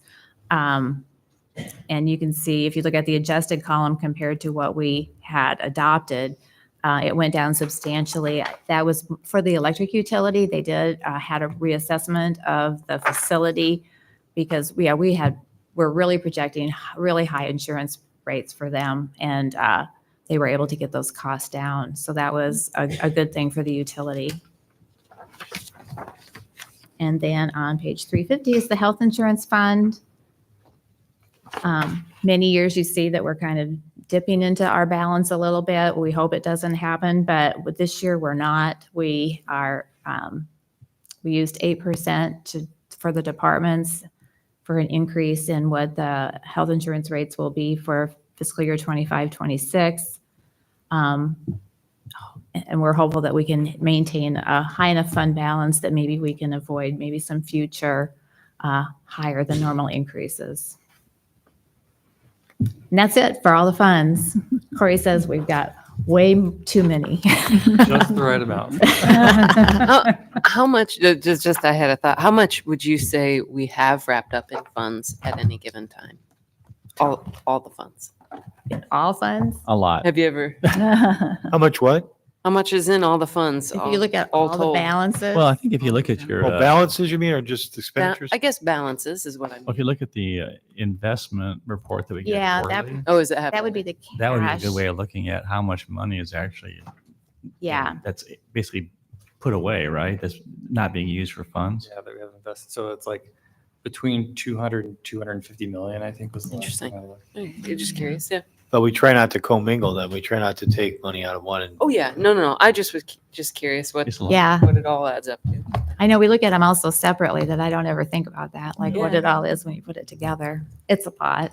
It's just amazing what the increase in interest rates. If you look at the investment return, rate of Mhm. return, I mean, Mhm. it is significant how much more money we're able to generate on interest. but we're planning on that going down, Pardon me? We're planning on that going down. I suppose.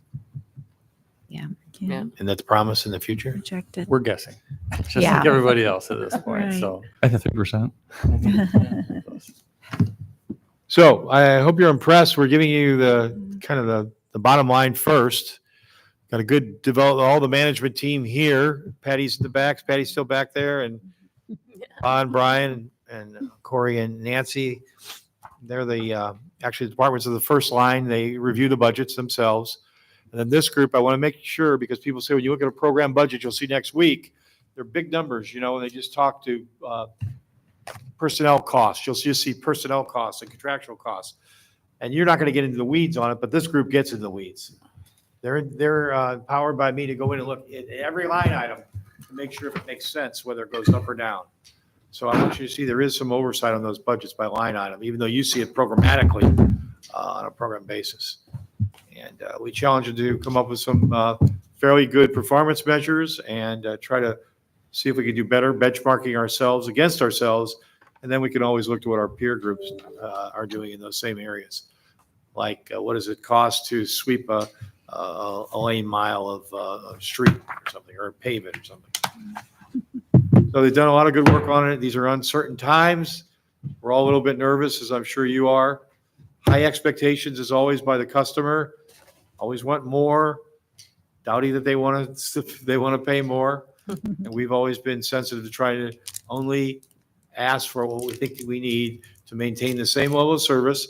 And then we split out any additional new things that we could separate out, like a new firefighter, opening a new swimming pool and things like that, and try to separate those out for you. On those property taxes, I don't think we mentioned this, that's 4.02%. Did I say this already, but 3.5? Did we say that already to this group? I can't remember. Today, did we say it? It's in your letter. It's in my letter. It's a great reading, by the way. It's a little late. So that 4.02% was the taxpayer would pay, remember, a residential taxpayer. I just want you to know that if we take out the expenditures that we're anticipating for the animal control shelter, the new FTEs, and then also the opening of the aquatic center, the Fish Family Indoor Aquatic Center for 8 months, our tax asking would only be 3.5%. So that shows you that, okay? So these budgets are pretty tight. Again, you look at the general fund, pays for most of the property taxes, right? General fund, that's police, fire, general fund departments, police, fire, parks and rec, library. If you look at a department like the fire department, it might be over 90% personnel services. I think a very reasonable 3.5% increase in wages, 8% in insurance. You know, it's tough to come in with roll up with 3.5%, let's say. So I think they do a good job, not because we mandate it from the manager's office. They always try to work with us. They know what are sympathetic with the impact their budgets will have on people's lives. So they want to maintain the same level of service. They try to do creative things. You'll see efficient things they're doing now to not reduce it. It's hard to reduce it, but mitigate the increase. Let's face it, it's going to cost more because your contractual and your commodities are going up just like anybody else. The cost of gas is going up and diesel and things like that. So all in all, it starts with the department heads. They monitor the budgets. They question their people who bring their budgets. That's the first line of sifting through the budget. And it goes through this group, and then it finally comes to me for final decision making. So I think it's a pretty good budget given the uncertainty we have today. We're nervous. We hope the state legislature would let us do our business and provide what the citizens want. And I can assure you we would not overtax the citizens, but we'll see what happens, and we'll have to react to it for next year. I don't think what they do this session will affect this budget. I hope not. So we have to run back and make any drastic changes, but we'll have to be prepared for next year. And that's why we'll have to think of ways to raise revenue, right? We could certainly cut costs and cut services. Other cities, as Corey said, have franchise fees. Maybe that's one way to add revenue to it. Some people pay for that. Don't get me wrong. They'll pay for it. And especially nonprofits, which I told you, we've got a lot of nonprofit or tax exempt property in town. So they'll show up on their utility bills. That would be for gas. That would be for non-City of Ames electric. We would put it on our own electric, okay? That would supersede or replace our payment of lieu of tax. And then we can think about putting on our water and sewer too. Somebody will pay for it, but it may be what we have to do in the future. And I don't know what the state legislature will say about that, but unless you want to get into reducing property services, that's what we'll have to think about. I think you saw in the paper, Des Moines has to cut, what, $17 million? 17. Obviously, that's a lot bigger proportionally. I don't know what that would mean in terms of our budget, but I can't tell you. You can bring in your outside group, and I'd stand here and let them show me where we're fat in the budget. It's not very many places, I bet. Mm-hmm. So we appreciate your support and support of the public, and we'll keep working to try to provide great service to you all at the best price, which is what we try to do at ETP. Exceptional customer service at the best price.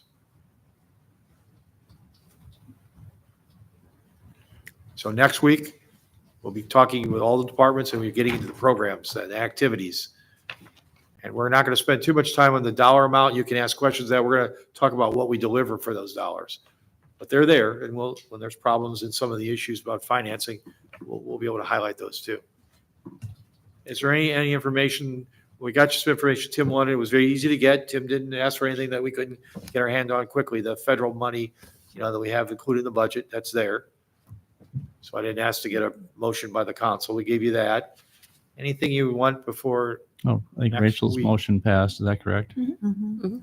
Is there anything else, Jeremy, that passed? Are those going to be even next week? No, some of those aren't going to be next Budget week. wrap up. Yours would be by budget wrap-up. Mhm. Yours on the discussion on the capitals projects. We don't have to do that. Discussion how we use that, right? What were the other ones we have to work on? Anything else, Jeremy, that we want to highlight? Okay, thank you. No others? Just those two motions? It was That just was Rachel's. The other one, contacting the county. Yeah, Yeah. that was the Oh, other the one. county yeah, letter? yeah, That was the other one. Mhm. We'll just do, And- no, exploring how we do. We have to get back with them. Yes. Mhm. Does that have to be back by next week? You do that? No, I don't think so. You The don't letters- need, you don't need it Letter's next not week. going out until the, I think that probably, Yeah. I think it's going to be critically by the end of the middle of this month, probably, middle of February, because I'm guessing I'm going to ask and they're going to have to explore too. Yeah. That they're would- going to what? They're going to have to, they'll have to explore with their Yeah. vendor or Yeah. Or with, or Department of Management, whether they can do it. So I can't guarantee response time. I'll tell them that we're waiting on it. So really, it's Rachel's, we have to get back by the end of the Yep. wrap-up. Is that right? That. all right. Council comments. Emily, what do you think? You impressed? That was something. I understood portions of it from my state and local government class from last year. And then there were portions I got a little lost, but I will work on getting caught up there. Good work, everybody. Exceptionally proud. Thank you. Rachel? Nothing tonight. Nothing. Nothing for me. On Monday, which I think Tim had mentioned before, is the George Washington Carver Day, 5:30, Iowa State campus. That's it. Thanks for the great presentation. Appreciate it. Nothing else for me. Interesting presentation on the economic outlook this morning with the Alliance. And all I can say is our future here maybe looks a little bit better than the future for the rest of the state of Iowa, given what we were hearing. So we're in a good place in Ames. Could be better, but we're good. I was on a Iowa League of Cities Legislative Policy Committee meeting call this morning, and it sounds like sometime middle of February is when they anticipate the first property tax reform bill to drop. Senator Dawson, who is responsible for that, is out of the State House next week. So expecting either that following week, a week after. So it seemed that if they try to get something done that would be effective for this coming fiscal year, that might become a little more challenging. But it's coming and everyone is monitoring it. We're just waiting to see what, there's some speculation on what it might include, but right now it's speculation, so there's not much sense in talking about it. So anyway, we just know it's going to be, something's coming. So, all right, with that, entertain a motion to adjourn. Move to adjourn. Second. Those in favor say aye. Aye. We are adjourned. Everyone enjoy their weekend. We'll see you next week. You too.